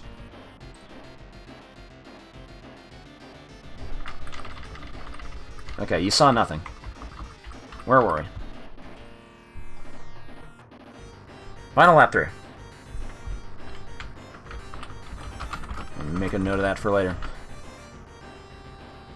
Yeah, I'm pretty sure I have, like, because Namco was just starting to get into distributing their own games in the United States. Because, like, all through the 80s, like, their games were distributed by either, like, Atari or Midway. Yeah, Midway was doing their early 80s games, but, like, Atari covered a few other games, but a lot of Namco games stayed, like, Japan exclusive, which was kind of annoying. But then they finally realized, hey, we could be just... There's a big audience in the United States. We could be selling our games there. Speaking of racing games, also kind of borderline, the third game in the Chase HQ series, if you don't count Crime City. Super Chase Criminal Termination. Basically Chase HQ on a new hardware, new engine, lots of scaling. Incredibly difficult game to 1cc. I have never been able to do that final stage. It sucks ass. I hate it. I remember seeing a couple cabinets of this. There's also like a sit-down version that I forgot to grab a picture of. Pretend it's like it looks like a red car. Picture a red car in your head.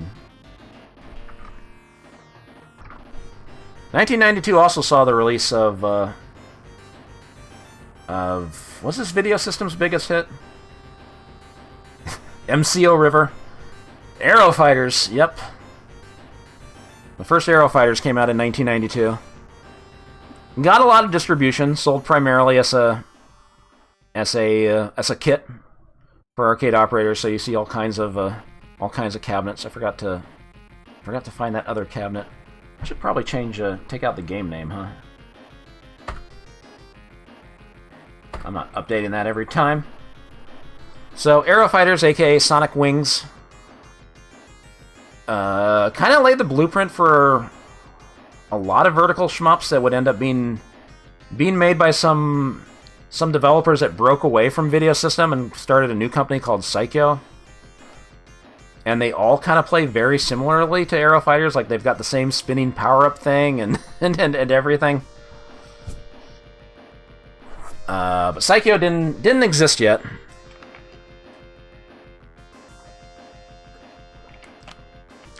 But yeah, Aero Fighters has 8 different characters, and it's got the dialogue between stages, but no Spanky. Womp womp. I should have reordered these.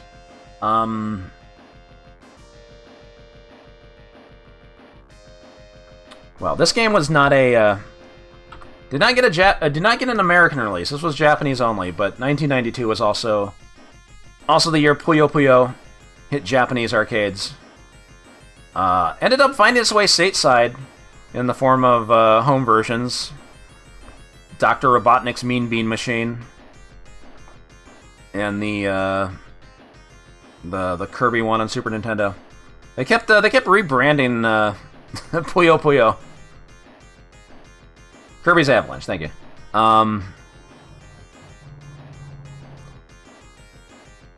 Yeah, it kind of started its own franchise. Obviously, How are you? Puyo Puyo is known now. Yo, Dot Level, thank you for the raid and the resub. How's it going? We're not playing games. We're talking about video games. How you doing? Hope Mario Galaxy went well. Yeah, Puyo Puyo, big game. And you know, the home versions were like, I remember them being like they were reviewed like very well in magazines at the time. Like people played them. Oh, did you play more Salamander? Nice. The pink light. Sorry to hear that. I lost my train of thought. Puyo Puyo, big game. I was on the fence on whether or not to include this in Push to Reject for 1992. Because IRM put out R-Type Leo, a game that did not get any home ports, mostly unknown to... It's overlaid over alerts. Yeah, I should probably change that, huh?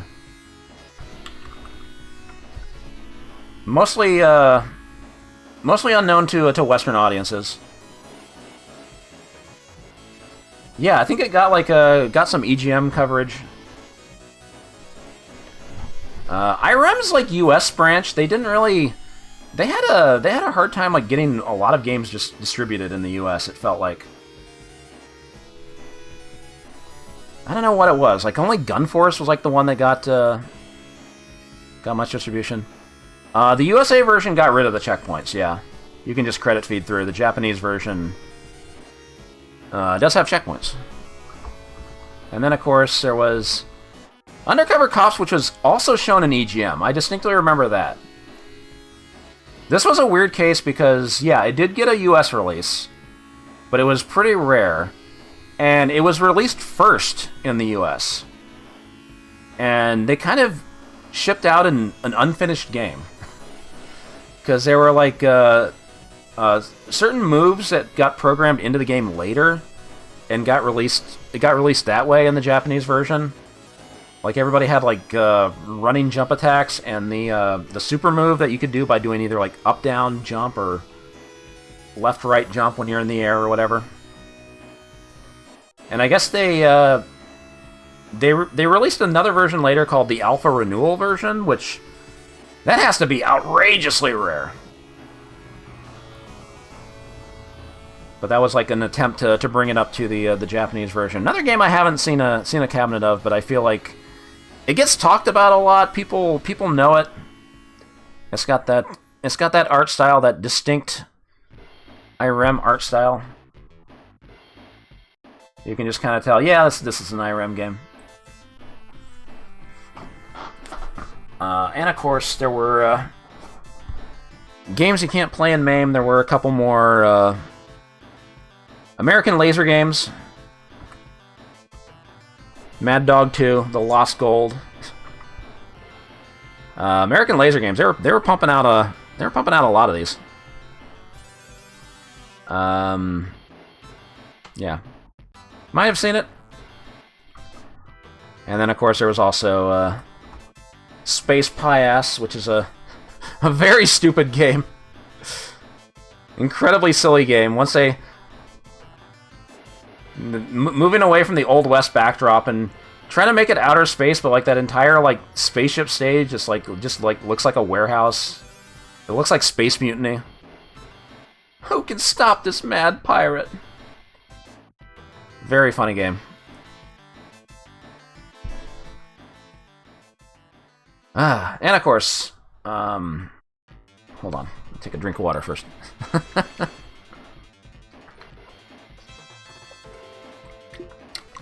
So much talking. Yeah, the winners don't do drugs, and then the... Yeah, that's the one. Get Talon!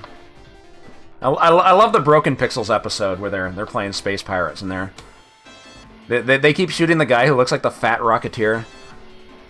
I can't help it, I gotta shoot that guy. Look at him, Sean Baby. I gotta shoot him. Oh no, it was Sean Baby that kept shooting him. Anyway, as is tradition now, with now that we're in the 90s, we got to do a Neo Geo roundup. Unfortunately, I'm not including any Neo Geo games in Push to Reject because I did an entire series about the Neo Geo called Neo Rank Masters. I played and ranked every Neo Geo game. So, as much as I'm always looking for an excuse to play Neo Geo games, we can't do that. But we'll do a quick roundup in chronological order of Neo Geo games that got released in '92. Football Frenzy. Really bad football game. Don't play it. It sucks. The only football game on the Neo Geo. It's not good. Soccer Brawl. A futuristic take on soccer where you have a cannon, you can shoot people. It's fine for what it is. I don't know. Whatever. Mutation Nation. Now this game I like. This game was actually in development for a long time. It started as a game called Dream Over, and I think that's like one of the earliest production codes in the Neo Geo library. Like NGH14. But they held off on releasing it because they felt like they were releasing too many beat-em-ups because they ended up releasing Sengoku and Robo Army and stuff like that. So they pushed it until, like, what was it, March of '92? I think it's a fun game. It's a very weird beat-em-up because you only have one life and you don't have a traditional Mega Crash, Super Joy, whatever you want to call it. You get these weird power-ups you have to charge up for. It's a very weird 1cc, but I very much enjoy it. It's got a great soundtrack. And yeah, there's a proto Kyo Kusanagi design. SNK, they reuse their character designs every now and then. They kind of figured this one didn't go over so well the first time. We'll try it again. There's this office guy and this office worker boss in the Super Spy. We'll bring him back and call him Geese Howard. It'll probably work. 1992 also saw the release of maybe my favorite shmup on the Neo Geo. Last Resort. I love this game. Basically an R-Type on the Neo Geo. Very incredibly R-Type inspired. You got a little pod that attaches to your ship that you can launch out, except you can launch it out in 8 directions. Fantastic soundtrack. I'm a big fan of this game. I think it's a great shmup. Nowhere near as hard as R-Type. It's a bit more accessible, I would say. Still has checkpoints. Still has tough checkpoints. That one at the end of Stage 5 is kind of rough, but I will always highly recommend Last Resort to anybody who wants an R-Type themed shmup if you haven't played it. And of course, 1992 was also the release of Baseball Stars 2. Some people will say this is like the best arcade baseball game ever made. Can't really argue with that. I like Super Baseball 2020 as well. But Baseball Stars 2 is a game just oozing with character. Yeah, a lot of the SNK art is Shinkiro. He actually got his start like doing illustrations for like a sports manga before he went to work at SNK. There's a fun fact for you. Of course, it does have the if you're playing Baseball Stars 2 in the arcade, it does have the traditional problem where it defaults to 3 minutes per credit. So you got to keep putting in money to keep playing. And the problem with that with Baseball Stars 2 is that when you use a continue in this game, it gives you a power-up.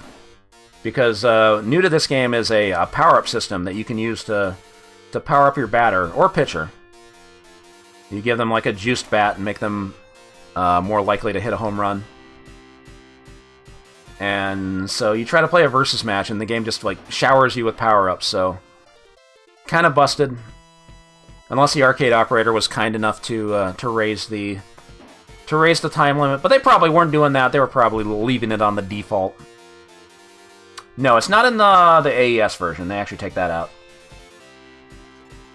so you can actually play the full game. There's no reason to have the timer on the home version. What didn't get released in the US was Quiz Dice Sosasen, The Last Countdown, Neo and Geo. It's a quiz game. It's got some good faces. It's got a lot of good faces in it. It's kind of... We actually didn't rank it in Neo Rank Masters because it was a quiz game. Obviously, I wasn't going to get like any sort of English localization. There was no way. Ended up getting a sequel in '93. Yeah, Neo McDonald and Geo Kentucky. Kentucky. What else was released in '92? Ninja Commando. Not really a sequel to Ninja Combat, but made by a lot of the same team. Instead of a side-scrolling destroyer from jail, like it's a top-down run and gun. Which has really bizarre settings for the US version, where you only get one life, and you lose like 25% of your life with every hit, and there's like hardly any iframe, so you can die really fast in that game. It is 1CCable though. They start you with one life, but you can actually get point extends. It's kind of a weird game because it has it's a overhead run and gun. Like Commando and the like, but it has special moves. Like if you do a fireball with A, you'll do like a little circular fire attack around you.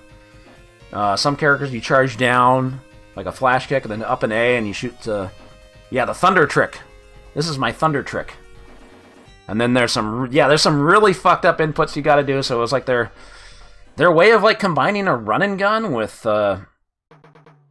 fighting game inputs, because that was all the rage at the time, you know. Did it work? Didn't really seem like it did that well. And of course, also released in '92. Oh boy. Oh boy. The first King of the Monsters was a hit for SNK. It did pretty well. You know, it got home ports to the Super Nintendo and Genesis.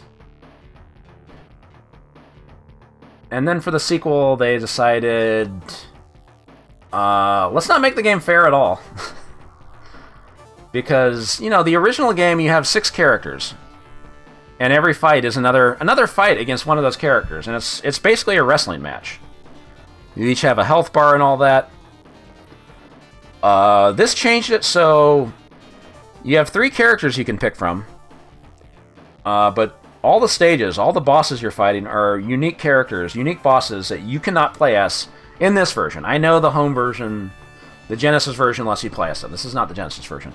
The arcade version, you fight as these. You only fight the bosses, and they have so much health. It takes forever to whittle them down. And if you try to play the game, you think the way they intend for you to play. Because like, oh, it's a wrestling game. I gotta grapple with them, and then mash the button and hope for the best. That'll work like once or twice, and then eventually, the computer just kind of wins every grapple. And then they do a grapple. They take off like 3 of your 8 health bars, 6 to 8. You start with 6, but you can get 2 power-ups to get up to 8 health bars. They take off like 3/8 of your life bar, and then sometimes put a debuff on you, like that one guy who poisons you, and now you're slow for like a few seconds. And then they charge up another attack and hit you. So the key to this game is like you have to get a knock. You have to like not play it as a wrestling game. I have 1cc'd this. I do have a 1cc on YouTube if you want to watch it. You won't make it through the entire video because it's really boring. But that's a good way to sell it, BBH. You have to like get a knockdown, and you have these special attacks that you can do by like holding the button down.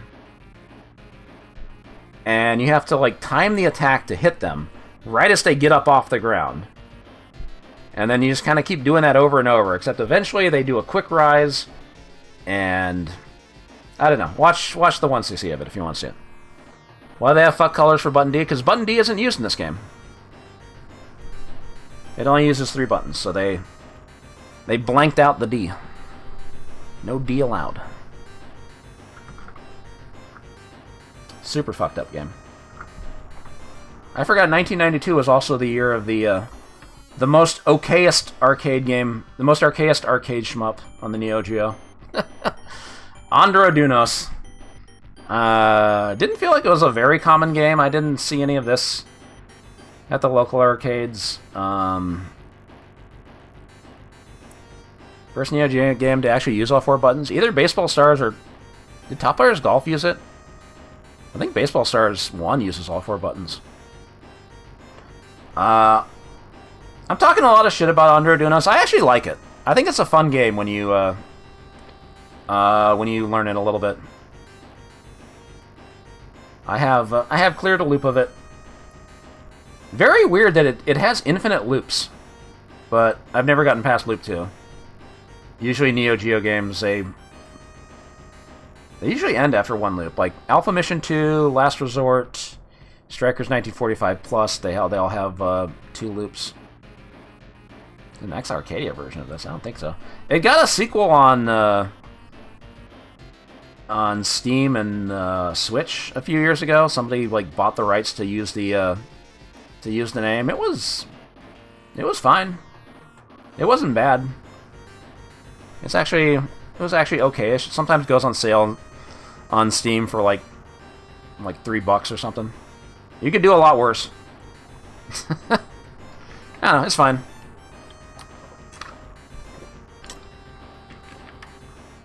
Also, I remember in 1992, this is another distinct memory I have in 1992, we went to South Padre Island, which a place you might have heard about. It's a big spring break destination that was in the Rio Grande Valley, near the Rio Grande Valley. And we went there in the summer of 92, and they had a go-kart place that had its own little arcade in there. And they had a Neo Geo 4 slot.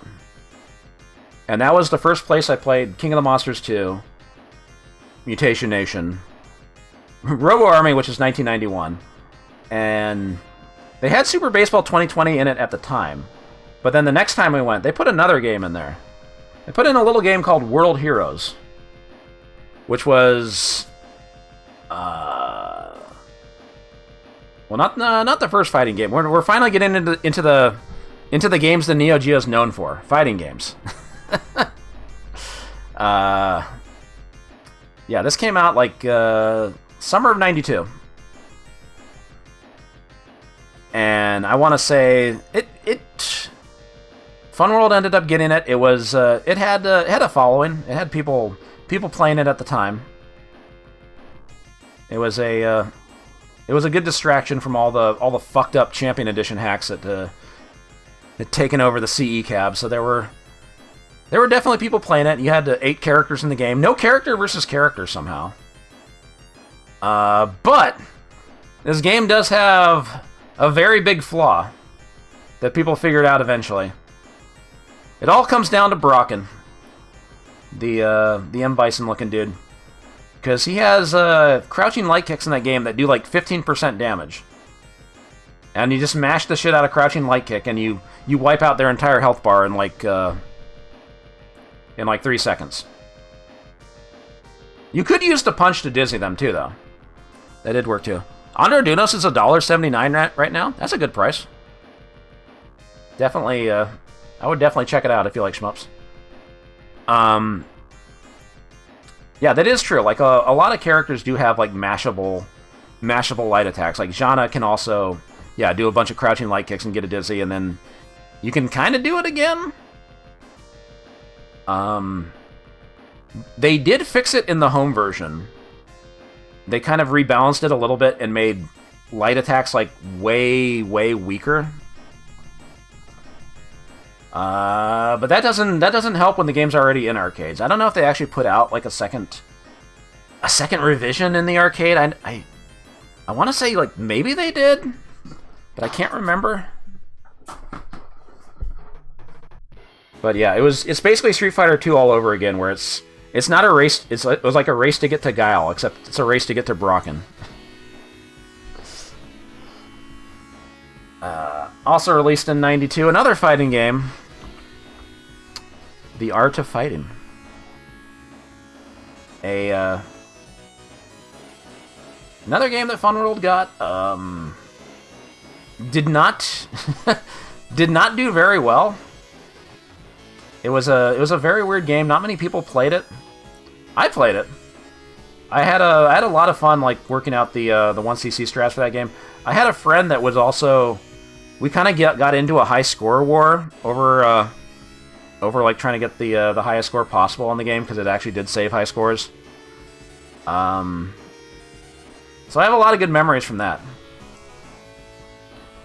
This game is very high concept because World Heroes it kind of plays Street Fighter-ish. You know, you have 2 strengths of punches and kicks, which you had to hold the button for heavy attacks. But this game tried to be very, very different. Because yeah, not only the camera zooming in and out, you had a spirit bar that dictates like how many special moves you can do. Technically, you can keep doing them, but they lose power when they get weaker. Like by default, Ryo has a Koken and it goes full screen, but once it runs out, it doesn't go anywhere. So you'd have to hold the button down to charge it back up. But the other character could taunt you to do that. And there's a lot of other weird shit going on with the controls because you only have 1 punch and 1 kick, but you have to hold the C button down and then press A or B, or hit C and A together to do like different attacks, and it's very weird.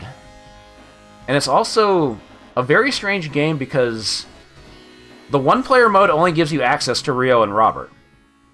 The other 8 characters are only playable... The other 6 characters... Well, no, other 8 characters, because the bosses are technically playable. The other characters are only playable in Versus mode. You'd finish a Versus match and say, Versus mode is over. The screen switches to Story mode. And yeah, it had a whole story going on. Like, Ryo and Robert would go from location to location in Southtown looking for whereabouts on where they took Ryo's sister Yuri. So, it was a unique experience. Definitely a unique game. Was it a successful game? Well, it led to a franchise. Those characters are still around showing up in other games, so who am I to talk shit? Also released in 1992. A little shmup called Viewpoint. A game that I distinctly remember EGM hyping up like crazy. They fucking loved it at EGM. We did not. The local arcade did not get this. I did not get to play it. I saw like all the reviews, and certainly wanted to play it. There's a Smash TV joke. Yep. But yeah, it's called Viewpoint because the viewpoint is weird. It's a isometric game. It's at an angle, like Zaxxon. You have to move your ship like your ship is always facing diagonally. But pressing up does actually move it up. But having to read how the bullets come at you in diagonal angles is very weird. Very difficult game because by default it has checkpoints. On the MVS version, you can actually change a dip switch, change one of the soft dips, so that a two-player game is simultaneous instead of alternating.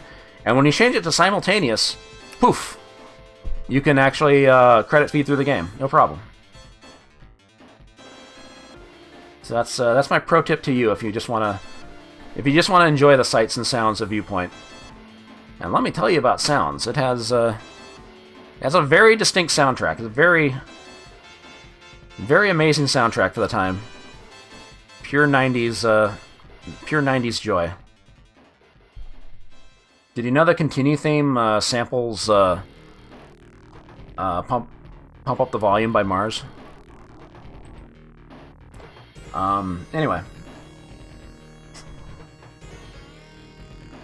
Viewpoint's shown up a lot on this stream. I've once CC'd it quite a few times. I've had to do it for might have run it in one of those marathons. I don't know. And of course, near the end of '92, of course, SNK was going to make a second Fatal Fury game. They were starting to figure out what to do with fighting games. They figured out, hey, we got 4 buttons. We can have light attacks and heavy attacks on all 4 buttons. There you go. And you got 8 characters. You can play character versus character. No need to wait for a champion edition. Despite that, what's special about that? Well, you could only pick 3 characters in the first game, so. Despite that, I don't think I never feel like Fatal Fury 2. It was a very common game. It was I saw it a lot. You know, it got home ports, the whole jazz, the whole 9 yards. It's not a game that gets remembered as fondly nowadays because of Fatal Fury Special coming out the next year. Fatal Fury 2 does not have anything in the way of combos. There's no way to, if you land an attack, you're not allowed to hit them again until they come out of hit stun. So it kind of limits the game a little bit. It kind of feels very pokey. I don't know the best way to describe it. Obviously, Fatal Fury Special would add combos and all that, but oh, that's another thing. Yeah, Fatal Fury 2 had desperation moves. One of the first form of super moves in a fighting game. However, Art of Fighting had it too.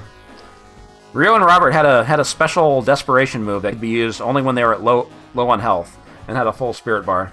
They ran an entire contest for people to find the motion to do the hidden super move. I don't remember if those winners were announced in EGM. But yeah, Fatal Fury 2 like standardized it. Every character had like one super move. Yeah, Genesis version of Fatal Fury 2 has that weird like debug mode or whatever where you have like infinite juggles and shit. And shit just gets wild and wacky. I'm not too familiar with it. I've been meaning to look at it again. But yeah, they were starting to figure out this fighting game thing. And also one more Neo Geo game for the road. Yep. The very end of '92. The first Super Sidekicks gets released. It's soccer. It started a whole franchise. Hey, you know, this is where this emote comes from, by the way. Little known fact.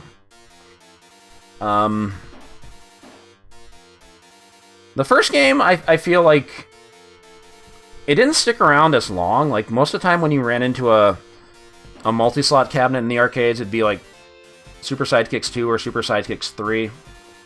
Those games were probably more refined in terms of, like, number of teams and, like, special commands and stuff like that. But that's the first game. It's fine. It's fine, I guess. It's fine. Okay, 2 more things I want to mention before we not really wrap it up, but we don't really cover that's a lot of questions. We don't really cover pinball games on this series because we're focused on arcade games. But in the early 90s, it felt like pinball was starting to make a resurgence. I have to give a special shout out to to one of my favorite pinball games of all time, the highest selling arcade pinball game ever made. They shipped like 20,000 units of Addams Family. I do remember Fun World getting this, having it set to like 4 coins for 3 credits. I played a lot of it. I was so happy when I beat that 200 million grand champion score, and then somebody else beat it. It feels like it always felt to me like Addams Family wasn't like the first game with like special modes in a pinball table or anything like that, but it felt very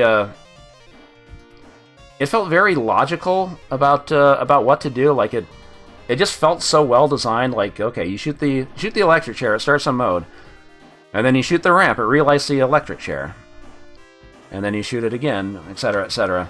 And you can do a lot of modes. So there was a lot of variety to it. I had a friend that made that same joke, Camila, sorta. Tish, dumbass. I had a friend that made that same joke back in the day.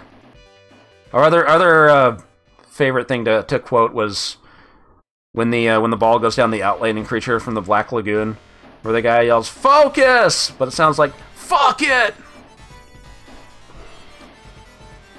Anyway, Addams Family, gigantic table. Kind of got me started on truly appreciating pinball. So I had to give it a special shout out.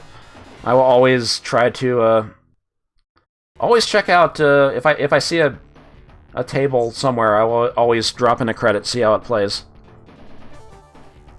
When it plays good, it's one of the best things in the world. I'm not going through all the pinball games, but I just wanted to give a shout out to that. I do want to, like, man, I'd have to like set up visual pinball and all that stuff. Visual pinball is like kind of hit or miss on like how faithful they are. I know some of them have been released on like Pinball FX, but I'm not really fucking with that anymore. But yeah, the whole visual pinball thing, it's kind of hit or miss. So, one last thing. We're gonna do something special for the last game. While we're on the subject of Williams and Midway. Not really part of 1cc BBH, but I was kind of thinking, like, you know, I usually spend 3 hours on these push to reject streams. There's no way I can pad out my talking. I've been talking for like 2 hours, though. That's pretty good. I did play Champion Edition and its hacks a little bit, and Mortal Kombat and its hacks a little bit. We got one more game to talk about in 1992. It was not a gigantic hit, but the sequel to Smash TV. It's kind of become a thing on this stream. Mifway.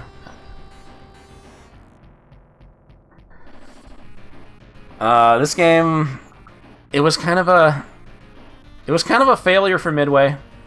Smash TV was a gigantic hit, and so they decided to go back to the well, make a new make an updated a new updated version to cash in on the cash in. Is that the best terminology to use here? Cash in on the war in the Operation Desert Storm. Hey, we saw a few games like that. Gulf War II, Gulf Storm. So, you know, make a sequel, rebrand it with some fictitious war going on. I mean, it's a bit different from Smash TV. Levels can actually scroll and all that. Yeah, I did not make enough Mazumas in the bank. So they said it was kind of a failure. I mean, Midway, they were putting out a lot of hits at the time. Smash TV, Terminator 2, High Impact Football did pretty well. They put out Mortal Kombat came after this. Total Carnage was like March, April, like early '92. But they did not get out of this what they thought they were going to get. So, since I've done some, I think this was like maybe one game people were expecting me to do on one of like my birthday streams or something, because it does feel like a classic of BBH. But the thing is, it's a long game. I feel like it's been a while. Let's do a 1cc attempt. Oops. Let's give it a shot. Hold on, I need to get a drink.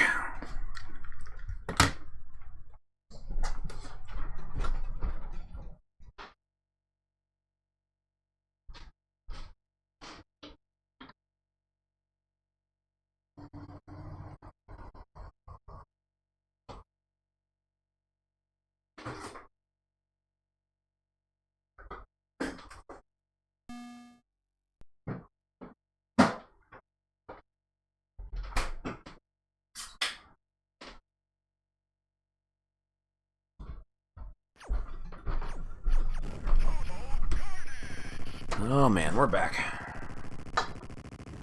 I don't know when the last time I streamed this was. It's probably been a couple of years, right?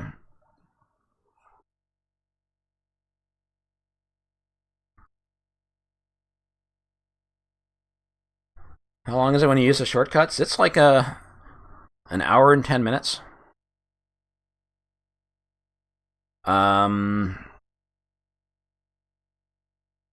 I mean, you could skip some of the secret rooms if you find them too difficult.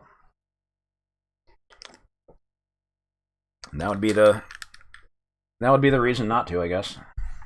I don't even have my controls maps. Yeah, the game sure is easy when you have infinite invincibility.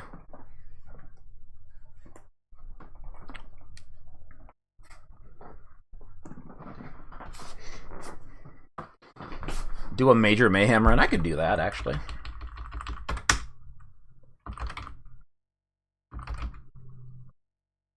There's no difference between the two players.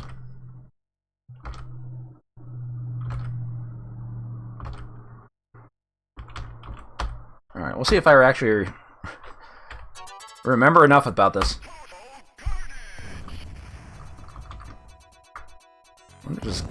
This game's audio emulation is still weird. Candy Blitzer. Yeah, strategically ripped shirt. The decision is made.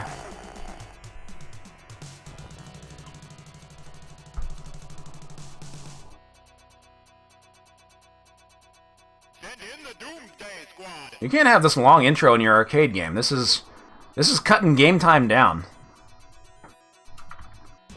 That's not what arcade operators want. Sir, you gotta get out of the way. All we are making is baby milk. Destroy General Akbu's army. Game gets easier with 2 players. Rescue reporters and all civilians. Use warp just for transport. Use time bombs and missiles to destroy all key targets. Protect our flag. Bombs destroy mines and barrels. So this game is so long. It has a password system. There are passwords you can find. You can sort of find them as you play. Every warp zone, if you want to call it that, has a password.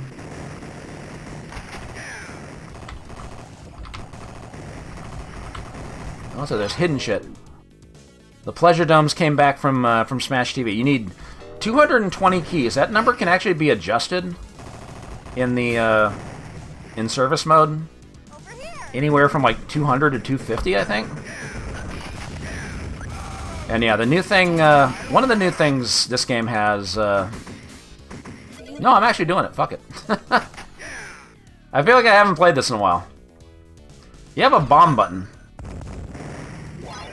And at the start of the credit, the bomb gives you invulnerability. But the game has like survival rank, I guess. And after like 5 minutes, it cuts off the invulnerability. You can still use bombs, but you don't get the invulnerability anymore. It comes back when you use it continue. Yeah, flamethrower is pretty good in this game. Especially the blue one. There's two types of the flamethrower. There it is. Look how good that shit is. It's not good against all enemies, but against enemies that die in one hit, mwah, beautiful. Unfortunately, the game doesn't show you how much ammo you have, like in Smash TV. Oh, fuck. Which way did I want to go? I think I want to go to the right.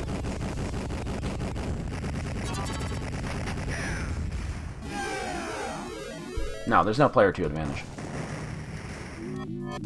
Dud!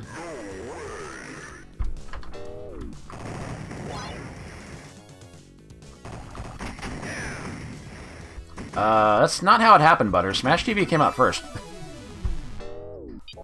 Warp 2 Jeep action! Advice. You should have 2 players here. This message is always very misleading because it makes it sound like your main score is going to be doubled, but I think they just mean the bonus. I don't have enough bombs. I only have 2 bombs. They actually give you infinite machine gun ammo here. Also, if you've ever heard me go woo because of a speed up item in the game, it's because of this. I always attribute the speed up to woo now because of Total Carnage.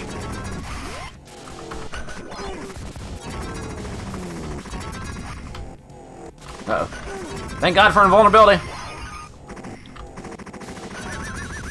I gotta defuse that bomb. If you don't defuse the bomb in time, you die instantly. I mean, it is a curly impression, but this game putting it in just is the whole reason I do it.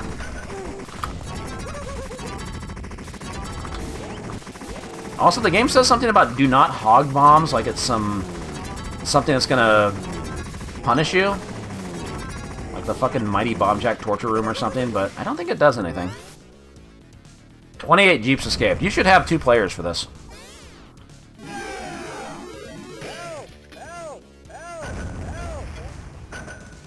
Save the people. Over here. Mr. Butane hides here. Yeah, notice how they spelled out road there? That's a password. That's a clue, kids. The road.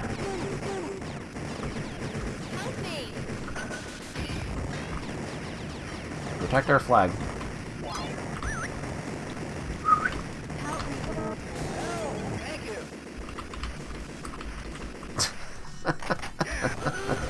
Auga! Ah, there was like a... Oh god, there's a key over there. I didn't get it! Shit. Hope I get into the pleasure domes.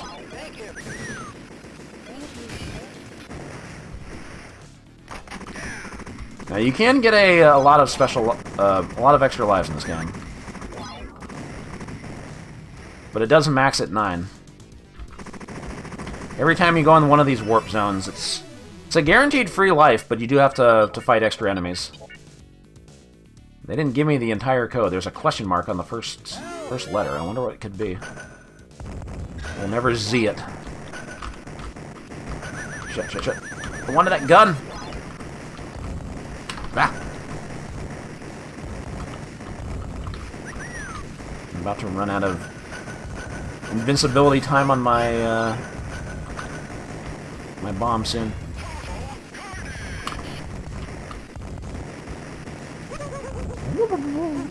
There's Mr. Butane. They're very annoying because they take multiple hits and they have a flamethrower that they can only use at 45-degree angles.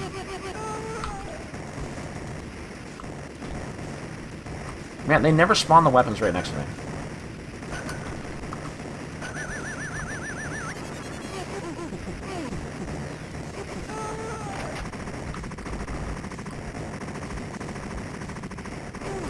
Is it Tim Kids Row? It probably is.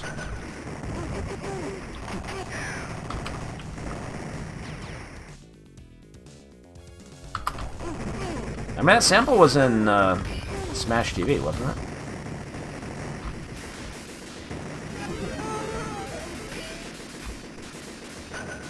Can't blow us up. There we go. Help! 28 keys.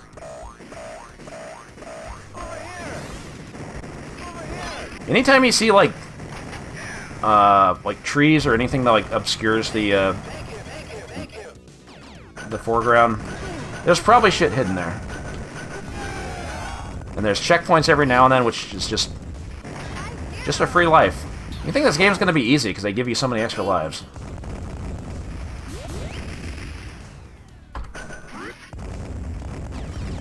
The overhears from Arch Rivals? I never even made that connection. Holy shit. You're the Weasel Man. You shall absorb total pain. Right, buddy. Now we're really going back to the 90s.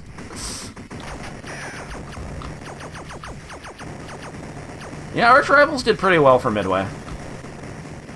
That's another game that's just constantly asking for money. Virtual timeout, they call it. I'm wheezing the juice.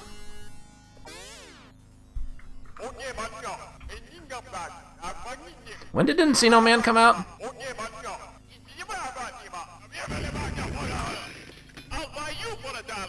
I'll buy you for $1. Was it 92?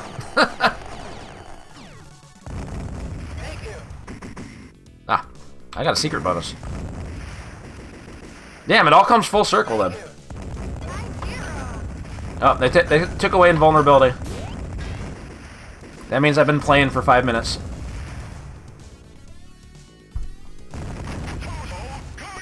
Boing.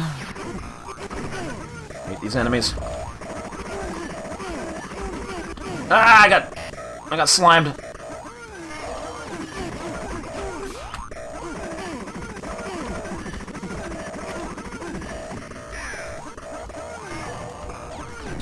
Yeah, I'm not really like 100% sure I'm gonna want to see this. This has never been like entirely consistent. There's a lot that can happen in this game, especially near the end of the game. It's like, if you can get past Orcus, you'll probably get pretty far. But the last stage, oh, the last stage is some shit. If you know, you know. Ah! Okay. Bingo! It's not a dud. Excuse me. You can't kill this thing, what the fuck? Whenever those excuse me missiles get fired, just use a fucking bomb. It's not worth it. It's not worth trying to, like, shoot it.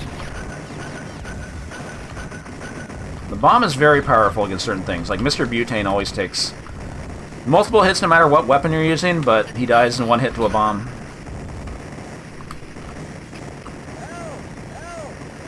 Can't save these people! Alright, I gotta let him go. It's only 10 points a pop, whatever. They'll be fine. Not. So if you take that shortcut specifically takes you to the boss fight. Which, again, you know, if you're trying to get through the game as quickly as possible, that's great. They actually do give you some points to make up for it, too, which is nice of them. I can't fucking... There we go. One thing I don't like is that if you run into that parked Jeep, you die.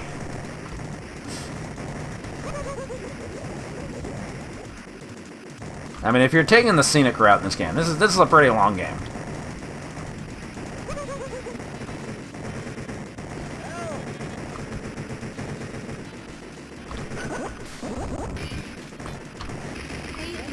There's dudes hiding up there.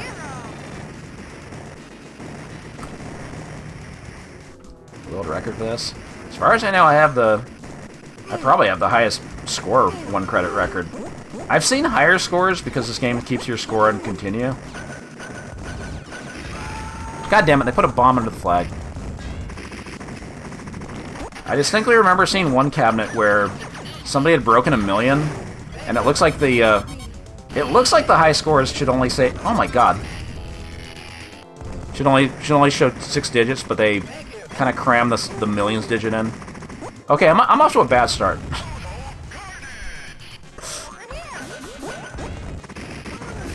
I might run out of lives on Orcus. That's not good. Yep, they put a bomb there. I knew it. Man, I am rusty.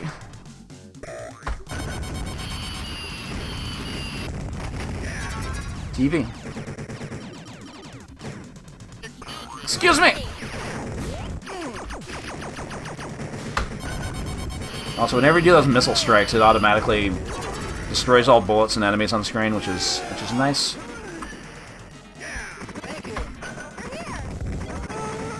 Mr. Butane hides in boxes. There's at least one more... I think there's at least one more warp zone, and there's also a...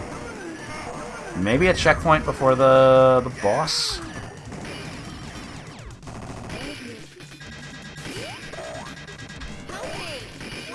I just have to not die.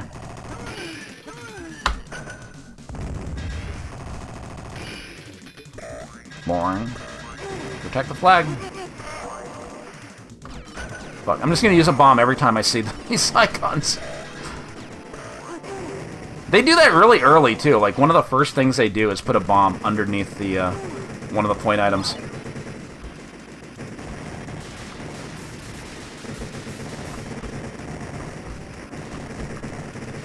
Does this look worse than Smash TV? I guess it's browner.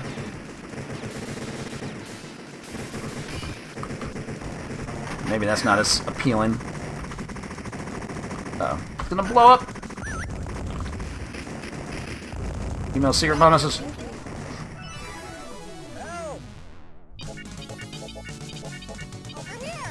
M question mark K.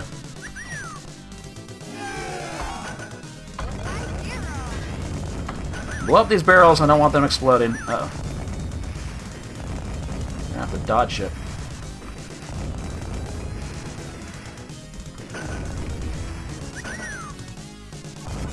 Also, I never did play the Super Nintendo version back in the day.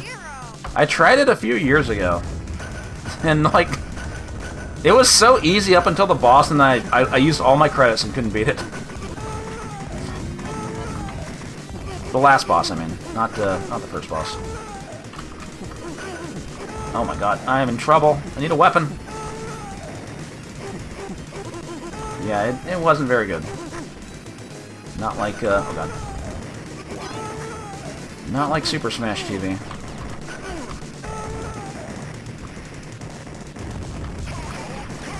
Which is the version everybody... Oh my god! Everybody associates Smash TV with nowadays, and they think, they don't know the arcade version as well sometimes. Come on, The arcade game can't be that hard, right? Oh, if only you knew.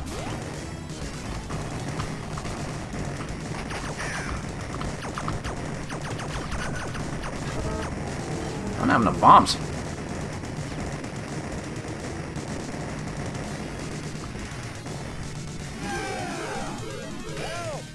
Okay, I'm definitely way down on lives compared to where I want to be.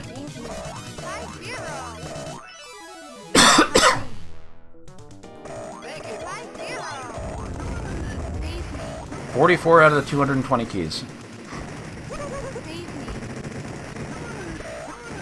Yeah, arcade games can't be 1cc'd. It's impossible. As a very wise man said on retroachievements.org, 1cc's are the invention of poor kids.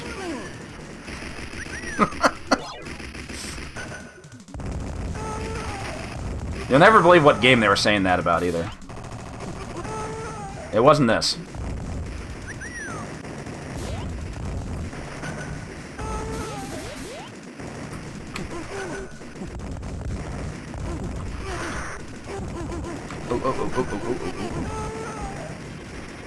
Is there a checkpoint? I'm pretty sure there's a checkpoint for the boss, right? Is it just Orcus hints? Oh my god, no checkpoint? I don't remember shit about this game. I thought there was a free life. Yeah, we're still, like, counting this as push to reject. Anti-push to reject hour. Is this a bonus PTR/1cc BB? Well, not really 1cc BBH, because I've 1cc'd this plenty of times. This was, like... I counted this as, like, for the 1cc BBH project, it's like 1cc number, like, 12 or something. Alright, Orcus, the mother of all boss monsters. If you've never seen Orcus, this is where the... This is the first difficulty spike. Oh, random extra life, let's go!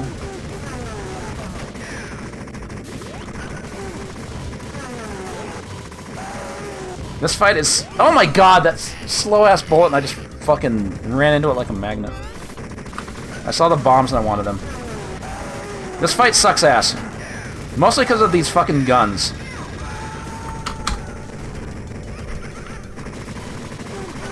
I gotta blow up the guns right away. Blow up the arms. The fight becomes manageable if you can do that. There's all the bombs.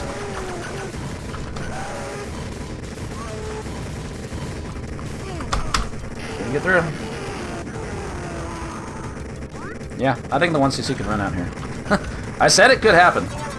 Okay, got one down.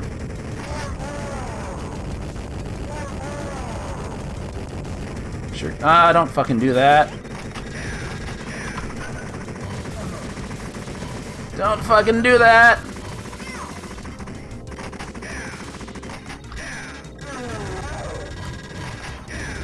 You stop firing. Okay. Did I do the game? I don't know. Okay. Now the fight changes a little bit because he... Oh, random one up! I want that fucking... No!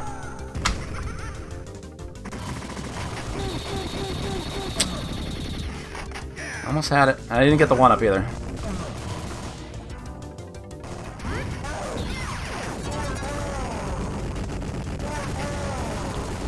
Unbelievable.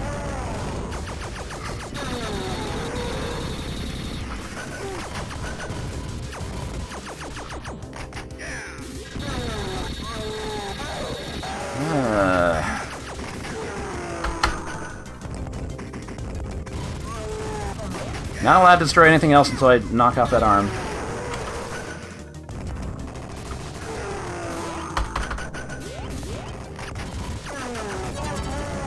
Yeah, don't bump into me, bro.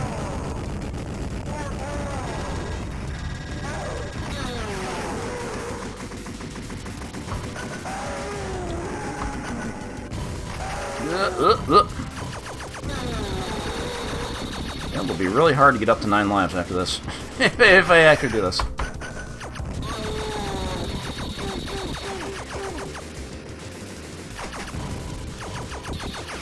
Now, they called it the mother of all battles because... Or boss monsters because... We're calling Operation Desert Storm the mother of all wars.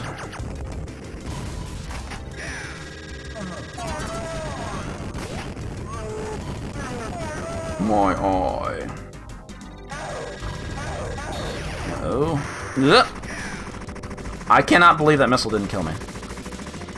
The shield saved my ass.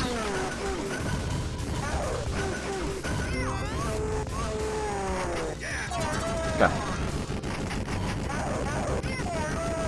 Don't fucking shoot me. Okay.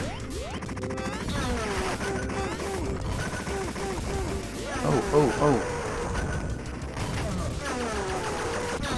Waiting for him to do shit.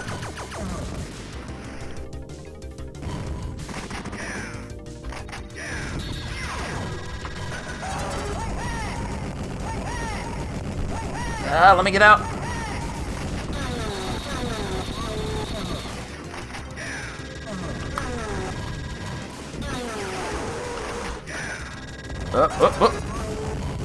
Where is he? There's so much happening on the screen. Okay.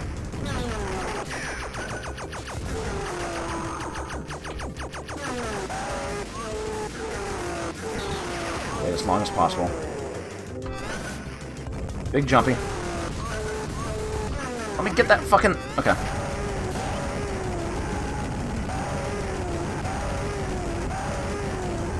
And as I discovered... I swear this happened to me the first time I tried to credit feed through this. Don't stay at the bottom of the screen. Or else you get run over by the car. That's the cheapest shit. Well, that was stage 1. There's only 3 stages.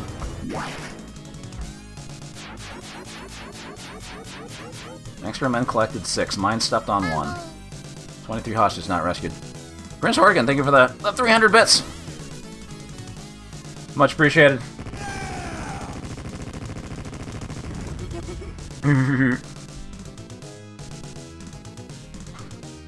You're great. You know, if I could hit start there. You suck at this game.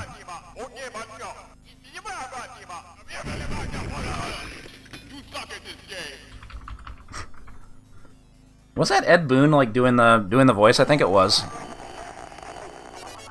All Smash TV players should quit now and flee from this machine. A very ironic message to have, but dud. Bingo. Okay. Stage 2. Follow the road to airport. Weave up and down trying to destroy scud trucks. Try squeezing between barrels and walls. Keys allow entry in a secret path. Shooting shaking barrel with one barrel bullet to reset. Bump into jets for hidden keys. Painful experience awaits you here. These map screens are very weird.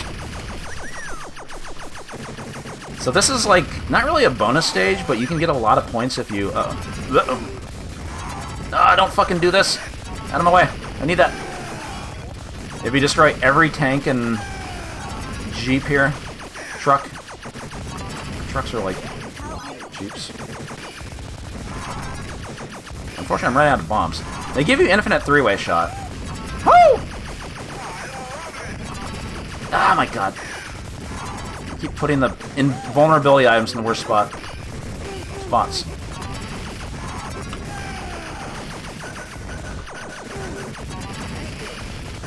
That item is nice because it just puts down a bunch of bombs following you.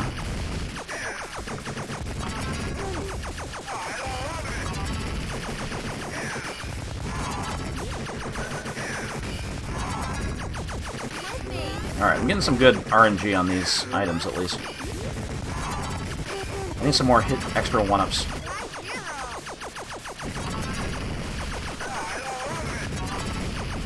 Dun-dun-dun-dun.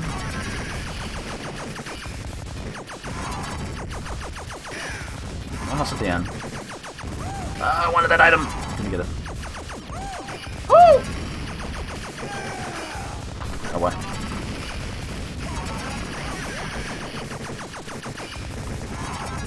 Da-da-da-da. Okay. I think I got them all. Nope, one more.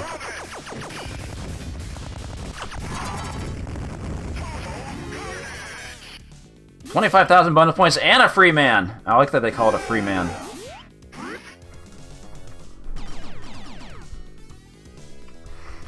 So that was necessary.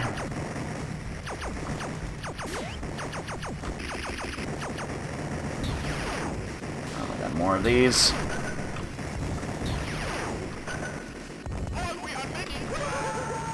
God damn it! I didn't think that was still on the screen.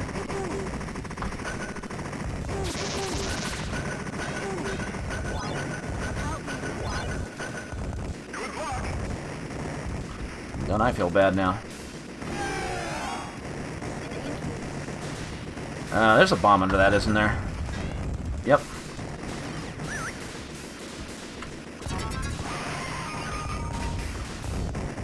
Don't run into the stationary jeeps.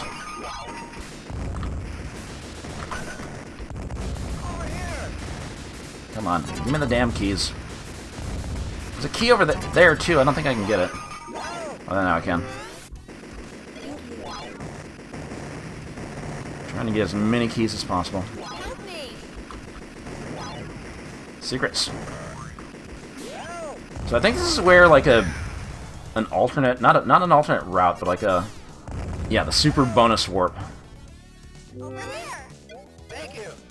Maybe it's only if you have enough keys. I think I'm thinking of stage 3 though. I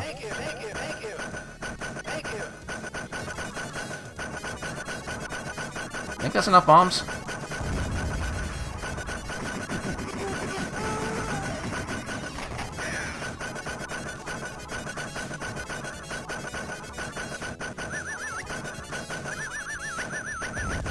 I just wanted that for the speed up. And I needed to blow up that mine.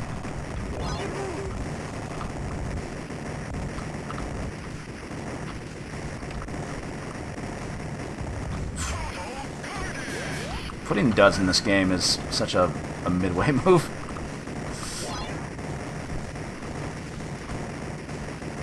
You would.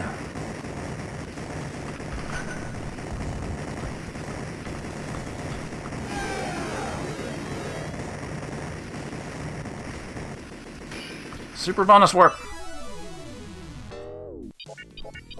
Lips. Difficulty 10. Experience pain before pleasure. Uh-oh.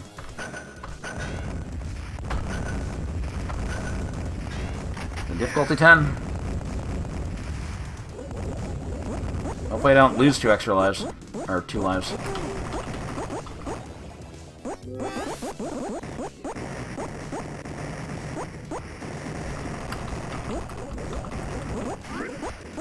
Oh, I barely saw that mine hiding under the HUD.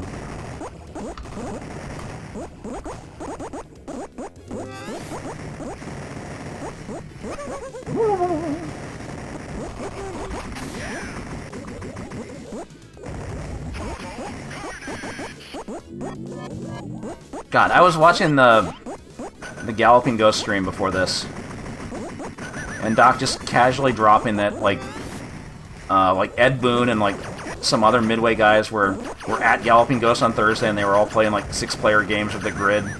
Just, yeah, that just casually happened. What, and you guys didn't stream that? No mention of it until now?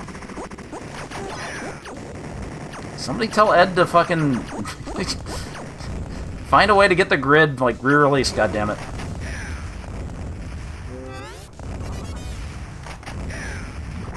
Yeah, I know they're in the area, but, you know. It's a much better use of time, Doc. Oh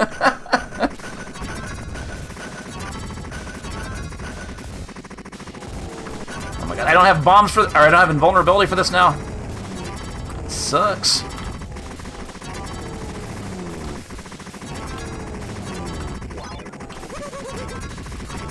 Okay, I'm not even concerned with, like, trying to get bonus points here. I'm just trying to survive.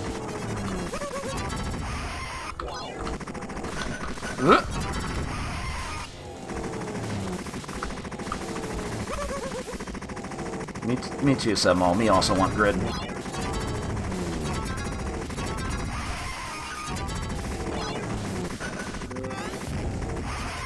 not really a big FPS guy, but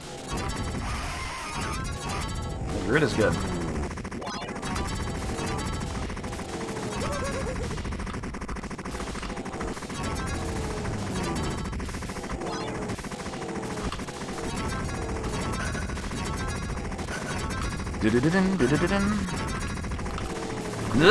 I got bumps. Sometimes the Jeeps will like bump you around a little bit before they kill you. I got very lucky there. Rare footage of Midway actually being sort of nice to the player. Sort of. Bonus keys awarded. How many? Who knows? Who knows? Yeah, I don't know what exactly they're looking for. They're very vague. How many keys am I at? 87. 92. Did I just pick up 5? There's no way. Help me! Help me!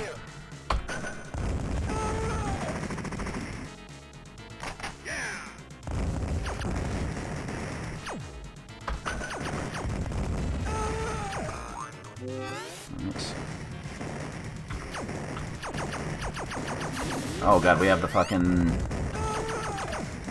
Do they give you an extra life for destroying all the jets? I don't think they do. It's just like 50,000 points, right? And they tell you you suck if you don't get them all. Maybe I was only in the prototype.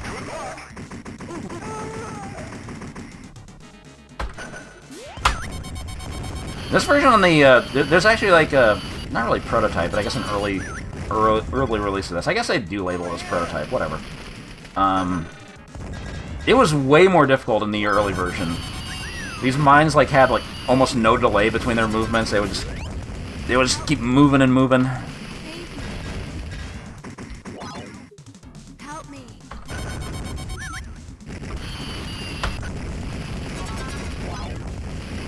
Over here! My hero!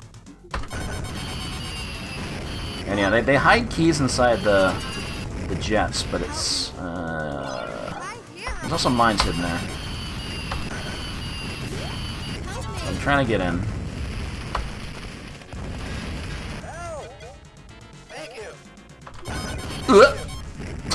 Bumped me around. That was scary.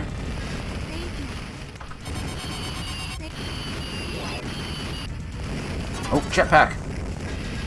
Become the jetpack asshole. Problem is they don't give you a warning before this runs out.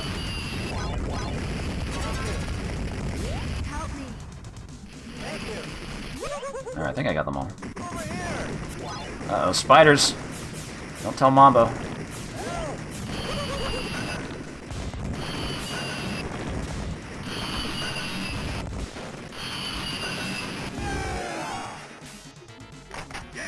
Okay.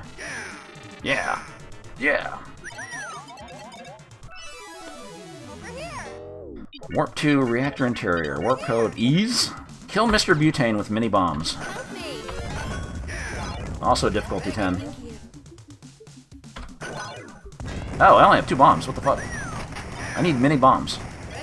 My hero!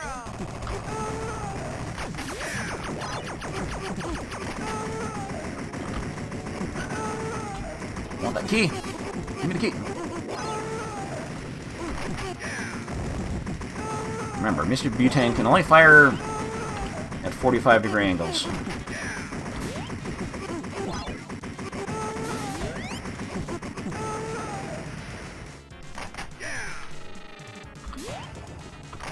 I'm not getting the blue flamethrower at all.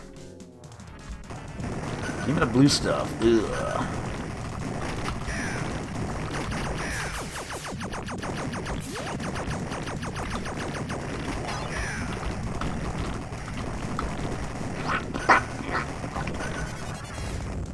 What? I put that bomb down to blow up the mine. Whatever. Total Carnage with Smash TV? What? Sunset Riders was Cowboys Moon Mesa?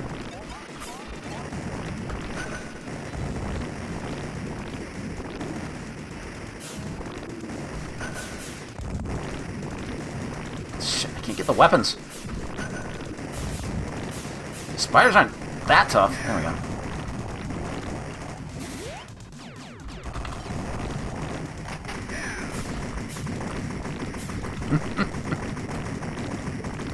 Yeah, a lot of the warp zones, yeah, are like kind of patterned more like Smash TV because you're always in one. Well, not always, but usually just in one room. The one with the Jeeps actually scrolled around a little bit, so sometimes they make you walk around, but yeah, a lot of them are focused more on the arena part of arena shooting, I guess.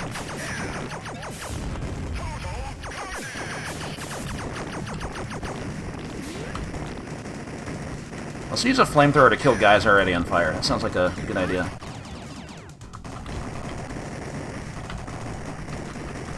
Ooh, God! Man, I hope somebody actually went screaming from the machine in real life.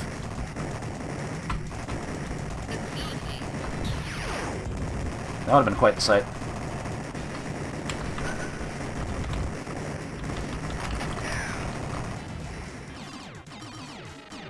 I forgot a Jeep can just drive out. Yeah, it was a difficulty 10. Excuse me!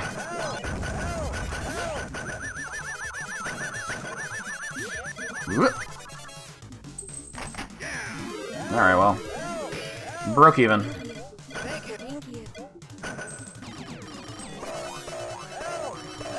Oh my god, I can't exit! I gotta save people!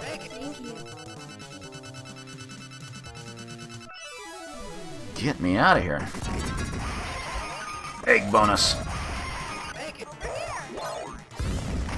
Love a video game with egg bonus. I think I might have fucked this up. You don't want to move the screen like that much. Since when you come out of the warp zone, you can go back to the left and get more keys. Easy, free man! Superhero games are for dogs. What does that mean?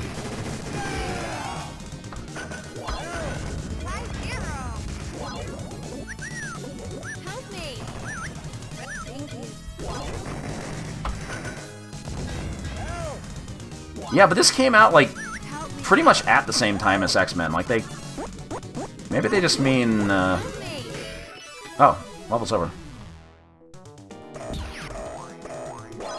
I got 3 keys out of that. Not bad, not bad! Iframes! Iframes! No, I want that item. Okay, whatever. Huh?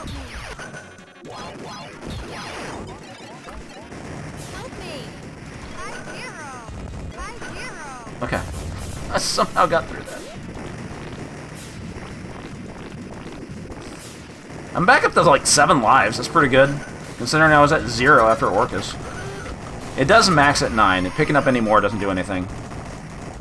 Smash TV does the same thing, and I find that very frustrating.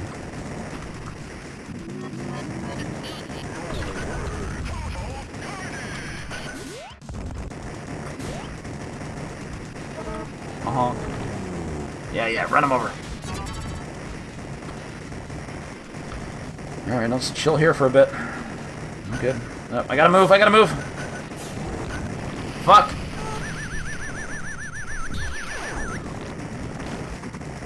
I had to move.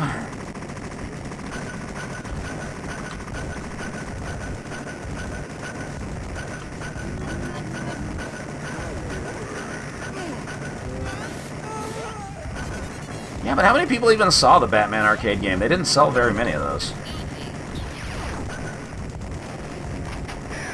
And it did not do that well for Atari. I guess Captain America and the Avengers was out in, like... That was, like, end of 91?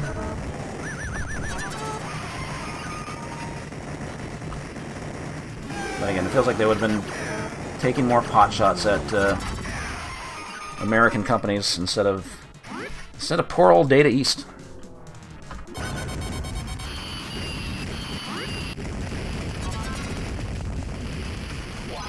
Poor indie company Data East. What am I saying? Boom.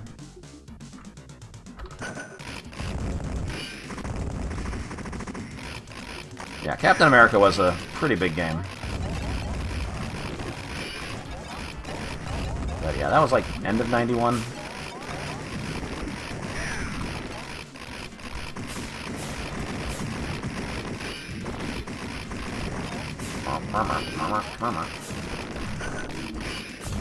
I wanted that item. Okay. Too many spiders. Pick up the flamethrower. Okay.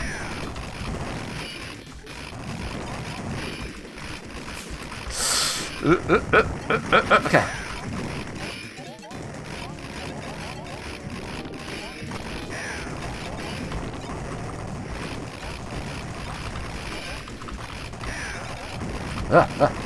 I got the egg bonus like right as the spider hatched. Crazy. Alright, now time for the scripted get the shit beaten out of you scene. I was killing them though, the little thing was surrounding them. Okay, so the electric chair, you have to mash to get out of this. And if you don't mash fast enough, you get insta-game overed. Thanks, Midway.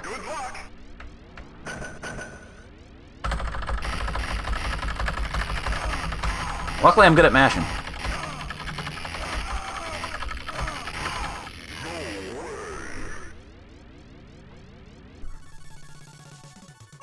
Greed Fest.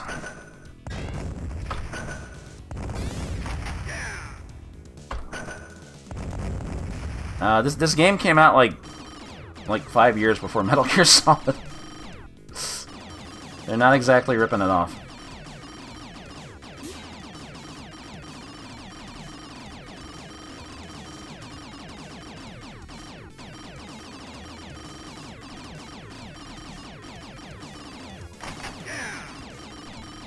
Free monies. Alright, well, I got back up to 6 lives. Not bad. Stage 3 also starts with a one of those Jeep scenes, so there is a chance to get another one. I want to get up to 9. Oh, the second one's harder, though. We'll see. 148 keys. I think we're probably on pace.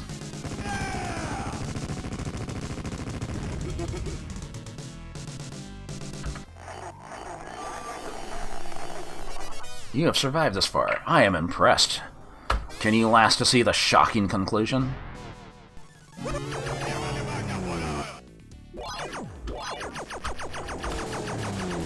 I don't think the... Okay. I hope that didn't count. I don't remember if the Jeeps actually count. I sure hope not, because I just missed it.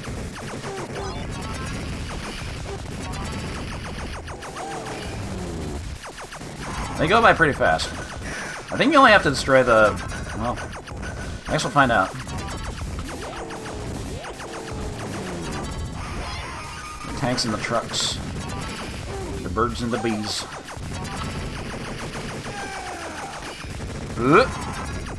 Oh, here we go. 8 lives. Eats. Mark eats food.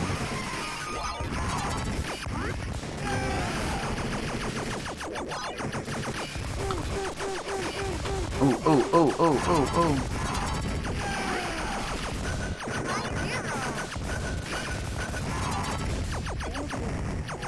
It's not big bonus stuff, it's big stuff bonus.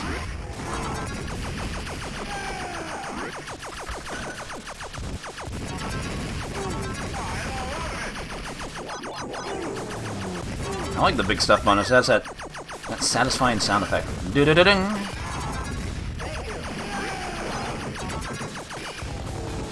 Gotta give it up for Midway. They know how to make good game sounds.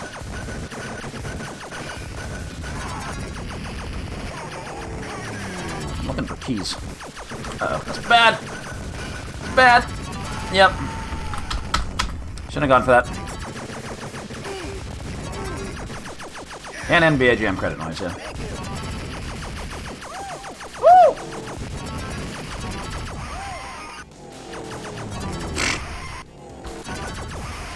Panic bomb.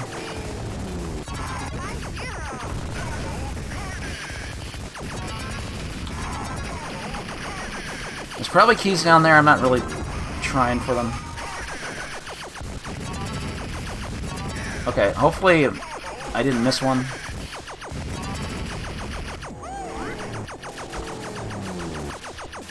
Other than the Jeeps, which I don't think count. I hope they don't count. I don't think they count. Yes! Yes! Yes, yes, yes. The run is alive.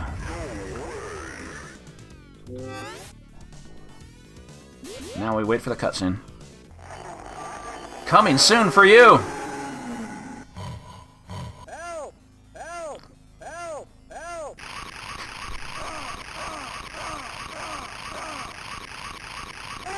Who's filming this?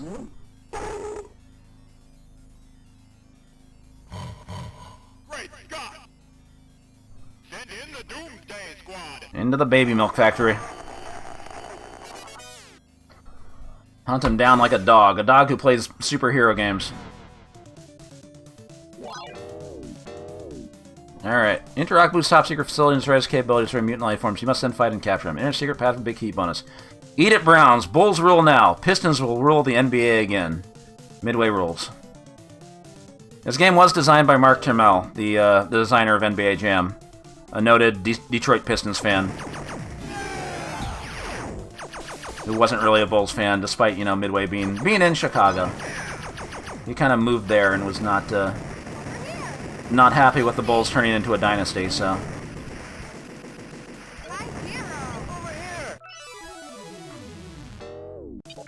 Yep, I got up to 9 lives. I don't even need this extra life. I'll pick it up anyway.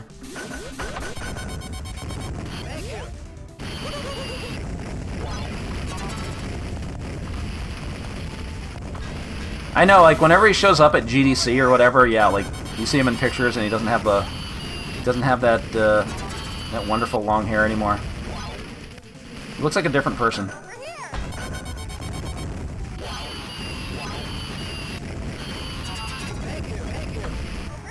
Okay, hopefully I don't run out of bombs. I gotta look for keys.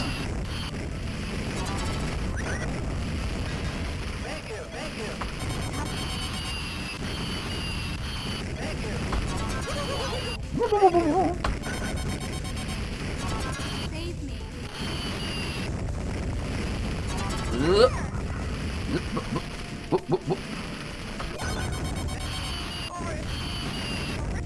Over.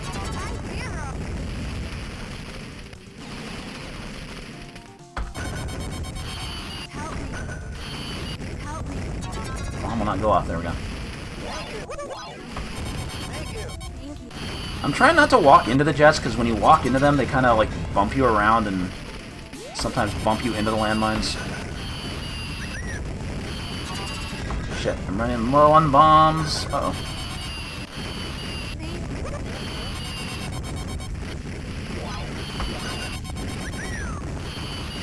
I might be missing some keys that are, like, hidden inside the jets, but, eh. Hopefully I'm on track. Over.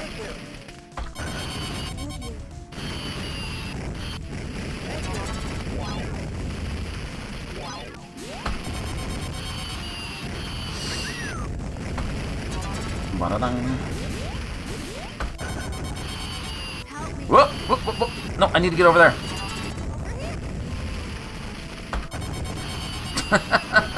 Thank God the jets don't kill you. Oh yeah, give me the jetpack like right at the end when I don't need it. I can't believe I got back up to the lives cap. After how shitty the Orcus fight went.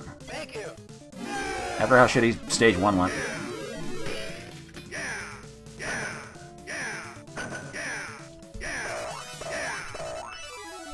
Save me. 181.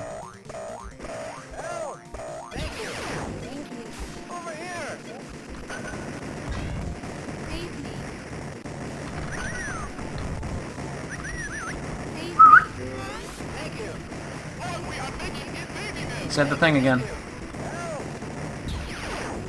Uh-oh. You actually have to bomb the gate or else it zaps you, by the way. Just a heads up. Help me. I'm trying to get the hidden keys. Code equals eats. Got the good flamethrower.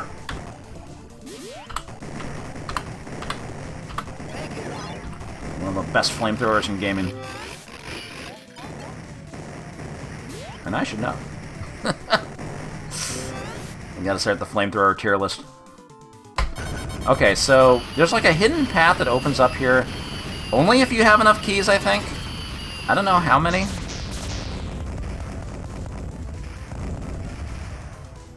Is this better than Smash TV? I enjoy it more. I like the variety in the levels. If people prefer Smash TV, I get it. I totally get it. I just think...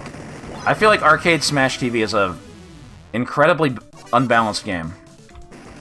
And I hate how long some of the rooms are.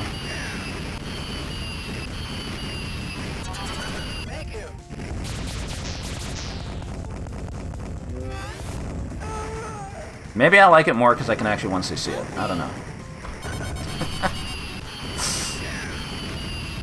Oh, you don't like Smash TV because you suck at it, BBH. I'm pretty sure I can beat your score on 1 credit.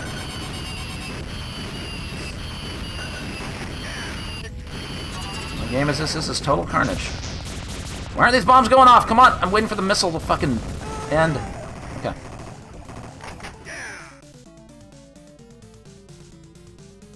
Help me. Help me.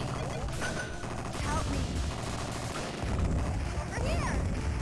God, I was so disappointed by Xeno Crisis. My hero. It looked like it should be up my alley, but, like, man, I wasn't feeling it. I have no more bombs.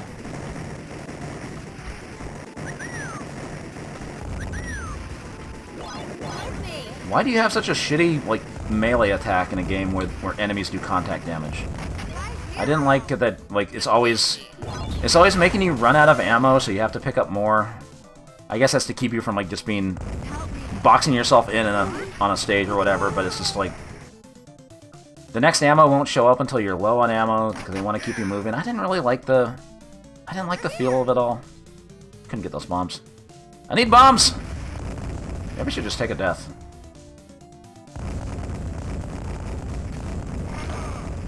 Hunter Rogue, thank you for the raid.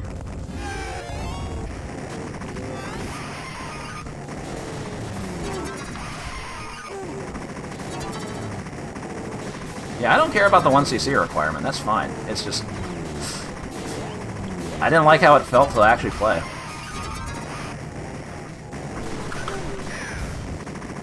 Oh my god!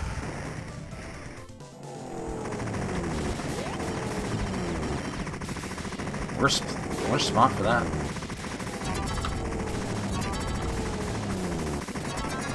I got fucking Christ.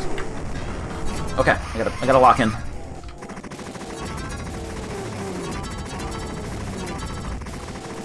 I gotta lock in, I say, as I almost get run over again.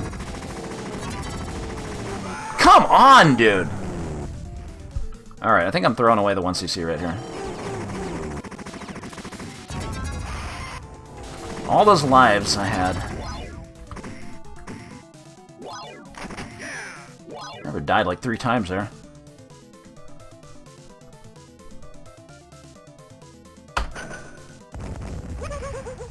Not allowed to bomb that yet. I gotta wait.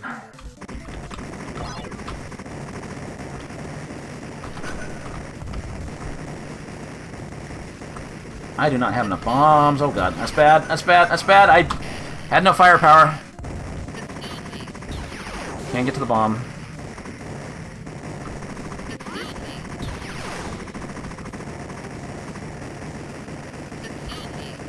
Fuck off, dude. Can you put some items over here, please?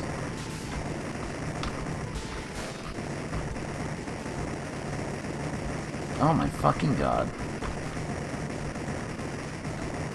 A weapon. Something. Okay, I'll take a bomb. I need more. Bruh! Man, I had such a good run going.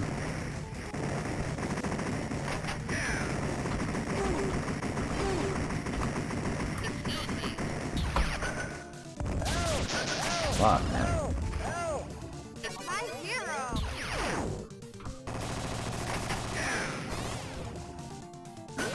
Okay. I shall rip you limb from limb. Rare quote. My hero. He doesn't say that very often. I got no bombs! Matlock. There's invincibility over there. Gimme, gimme. Old Viking Gamer, thank you for the 25 months. Help me. Much appreciated. My invincibility ran out already. Dud. Man, am I gonna, like, not even make it to Akboob? Crazy.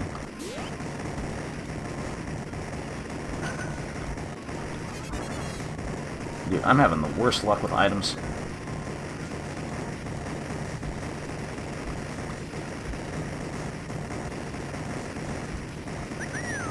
Ugh.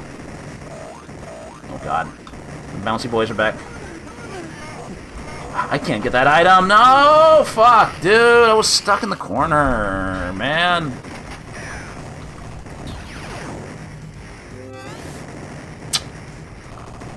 Easy come, easy go. What is that missile doing? Dude! Oh my god. Yeah, 1cc's over. No, well, I got pretty far.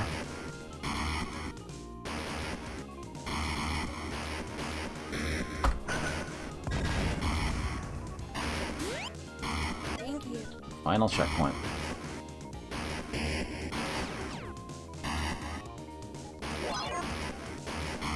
Help.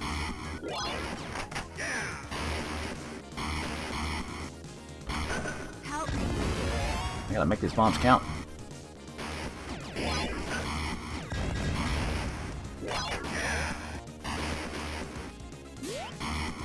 Brr.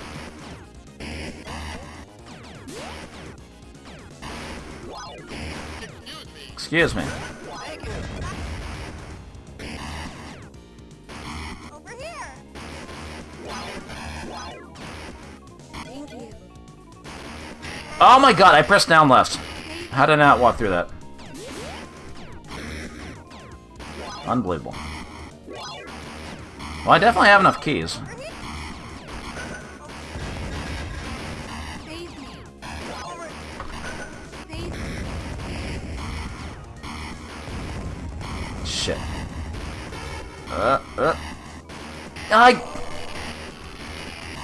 Yep. Run's over.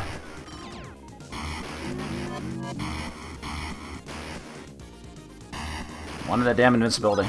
Couldn't get it.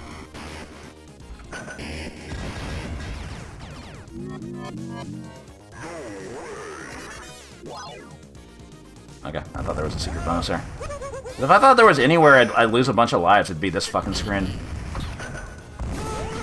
Oh my god! It's like I'm not even trying anymore. Didn't even make it to Akboob.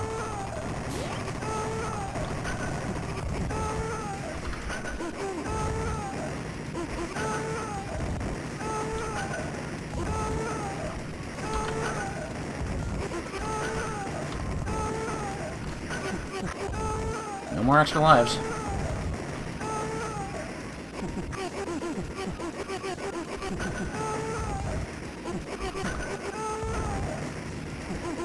You will fly.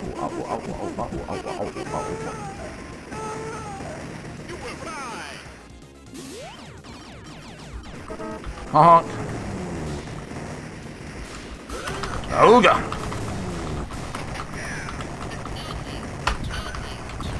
Double, excuse me? In this economy?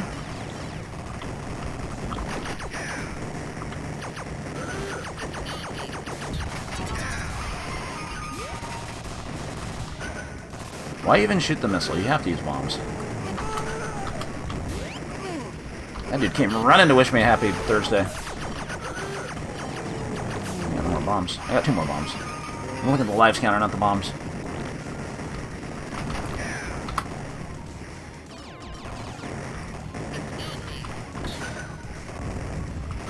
Auga!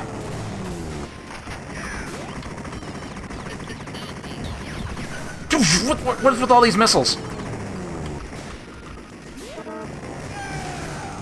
Hey, I made it to Akbu.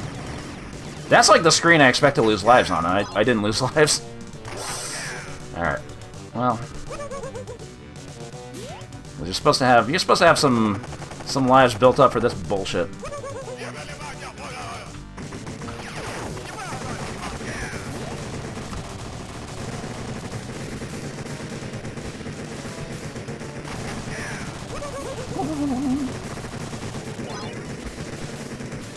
The boss meter. Somehow Orcus didn't have a boss meter.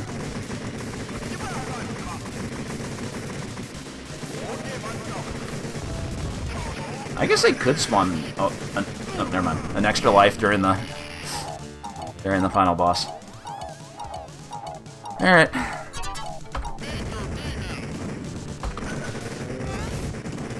See if we can 2cc at least.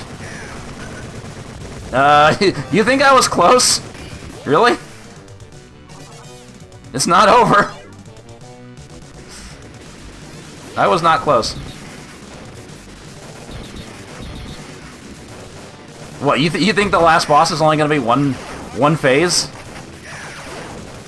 Oh, you sweet summer child.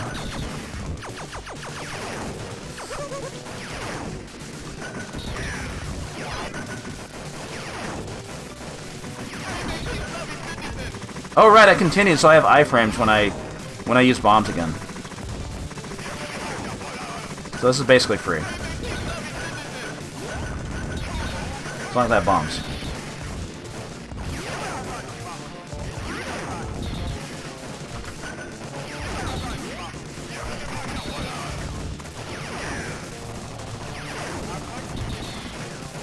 This part is like the hardest part of the fight, I think.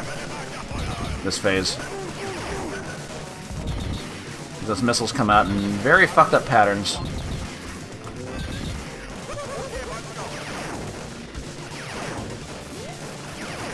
I always figure if I can get through this, the rest of the fight is doable. Not free, but doable.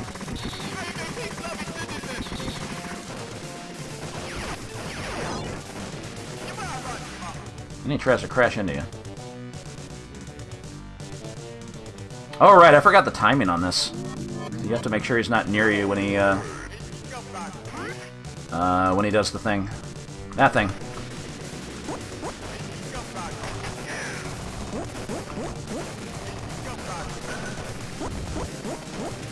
Alright, focus on one.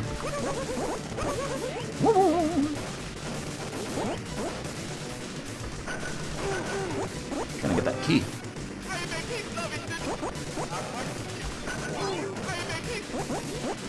I should definitely have 220.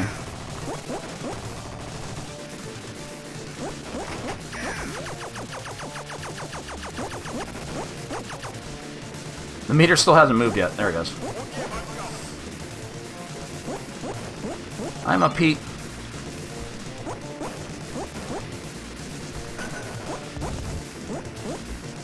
Come on. Oh my god, I got one up. Maybe it won't even be a 2cc. I mean, having iframes for the last part should be fine.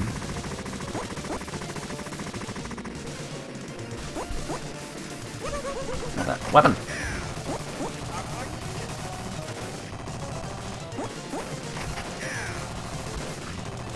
Good ass flamethrower.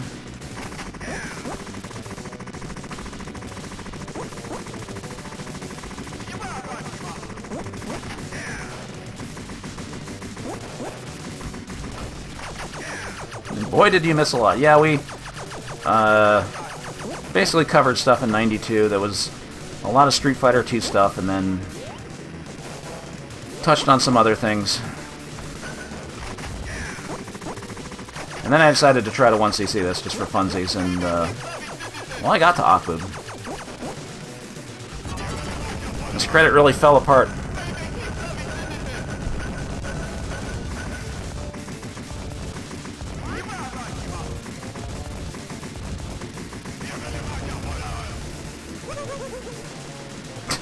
The hover belt didn't even fucking work. He's got nothing else. This fight's over.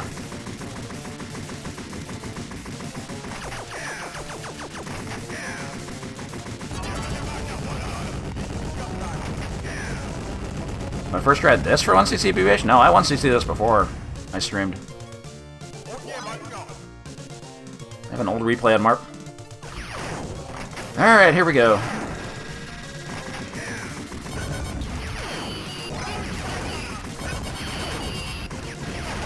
Good thing I got bombs.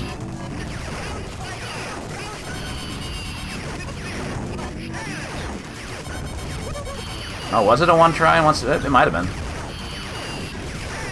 I might have gotten lucky.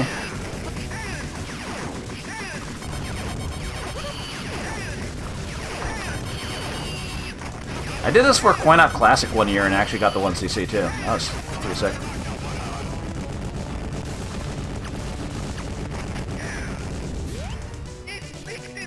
Yeah, that checks out. They went there.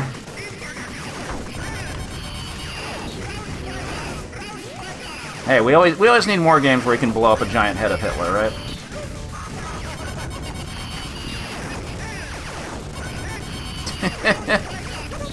There was some subtext, and then they just fucking threw it out the window.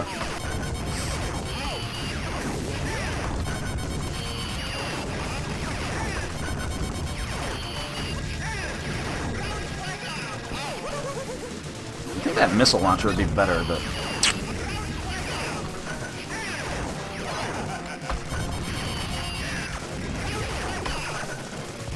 Bombs are at 4. Run out of bombs!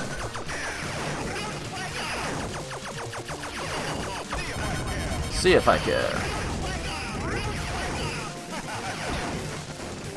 Come on. Ah! Eat shit, Hitler.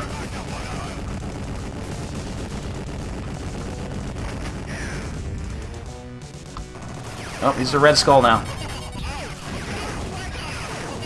Maybe they were taking shots at Data East. Okay, I got no more bombs. Oh! The fight went on so long, I lost my invulnerability. 5-minute boss fight.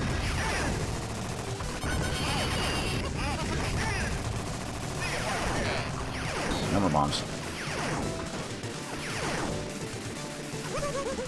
They give it the hover belt and then it runs out in like half a second. I don't know why they do that.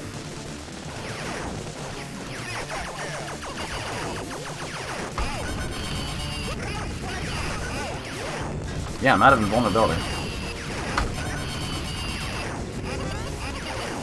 5-minute boss fight, baby. I could have finished Outrun in the time it takes to kill Akbub.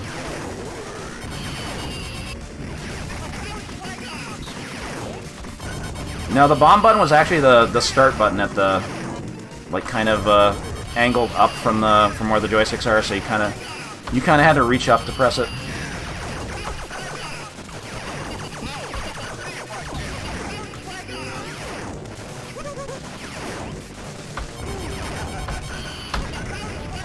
There we go.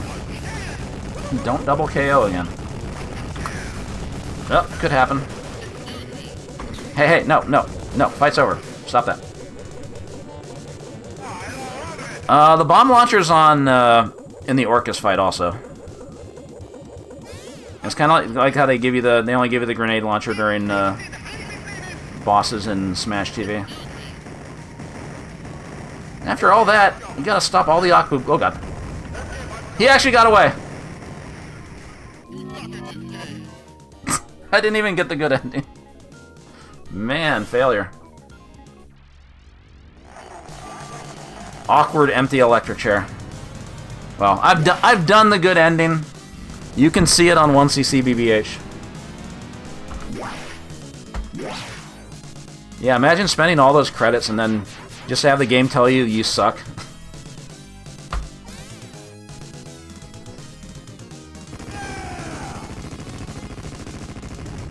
We did not get to fry him. Oh. But I did get enough keys for the pleasure domes. So I think that's important. Hey, Crash Cat, don't use that emote again, please. Thank you. Welcome to the pleasure dome.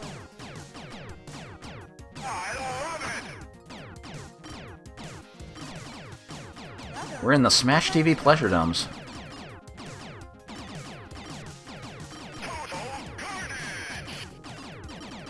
What's up, Mutoid Man? And his brother, Mutoid Man 2.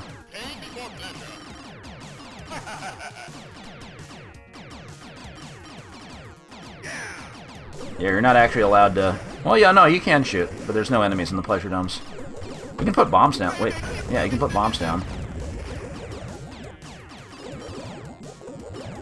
Getting the prizes from Smash TV, getting everything. So many years supply of meat. The Cobros. They didn't include Scarface, because fuck Scarface.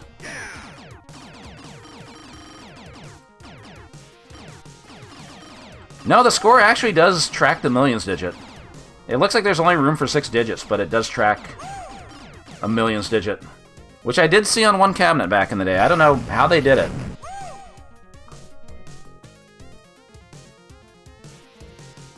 Oh man, we got the babes. Congratulations. You have joined the heroes from Smash TV in the pleasure domes. We have been waiting for you. The ladies have been most anxious. You have delivered Captain Carnage and Major Mayhem into a life of leisure. Their every wish will be granted. Of course, they will have to share the goodies with the Smash Boys, but there's plenty to go around. Who's getting sloppy seconds? You're one of only a few who have reached this far. You are a great dual joystick game player. However, as greedy as you are, you failed to pick up all the cash and prizes sitting in the pleasure dome. So they hint that there's another ending, but they never programmed it into the game, so even if you pick everything up, you won't get a different ending. And on the prototype version, it doesn't say thank you for playing Total Carnage, it says thank you for almost conquering Total Carnage, or something like that. Just to rub it in.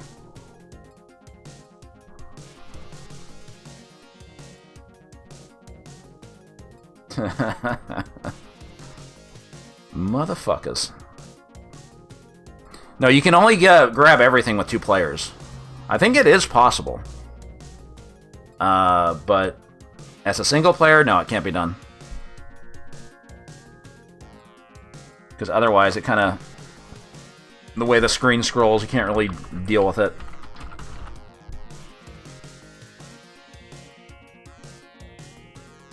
I shouldn't even put in my initials for that fraudulent 2cc, but whatever. I could say PTR, but then,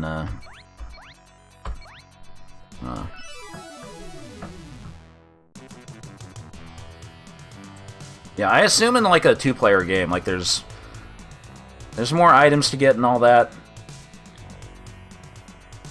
Because, yeah, I did see a high score list where there was a millions digit, and, like, it doesn't look like there's room for another one, but it just kind of, like, just put it in there anyway.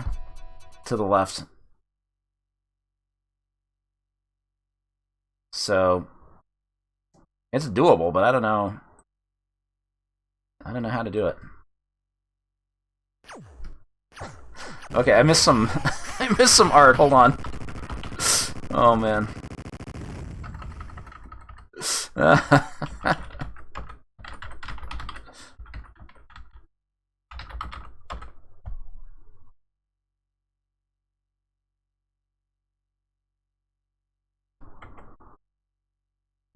know this wasn't really a night where we're gonna have dank art, but the NK did one. Thank you, Arctangent X, for the ANSI art of the Matakanes. Your Mambo mystery game is none other than... That's a deep cut. Wait, so Doc's always standing on the right, so... Whatever. Mambo is Tommy Waffles. Man, I want a Mambo mystery game. None other than. I asked if I could put GGR, if I could put the fish market emote on this channel since they're not using it, but I didn't get a response. Caliper, yeah, exactly. Thank you, Arctangent X. That's that's the crossover I never realized I needed. Yeah, Pro. I checked like one of the old VODs and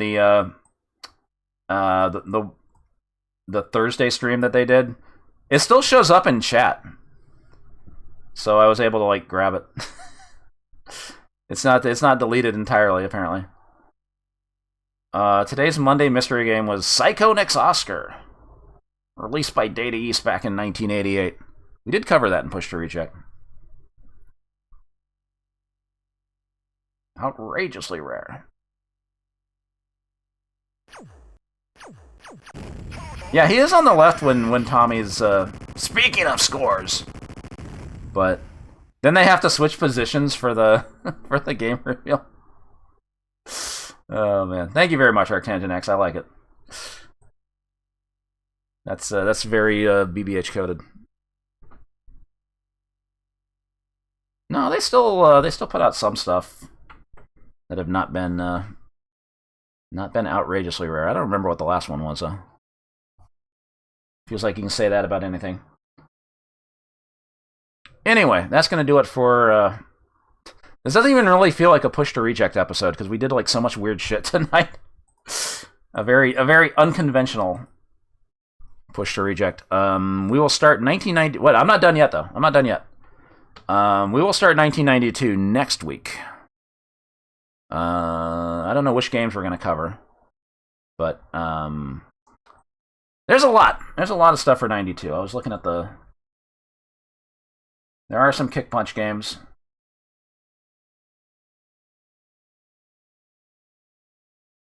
I got a pretty big list for 92. But again, I have to make some judgment calls on whether or not they should be in there. Because I know people were already disappointed that we weren't gonna do Quiz and Dragons and G.I. Joe. No, I've already 1cc'd Total Carnage plenty of times. I just wanted to do it because it's 1992. I was looking for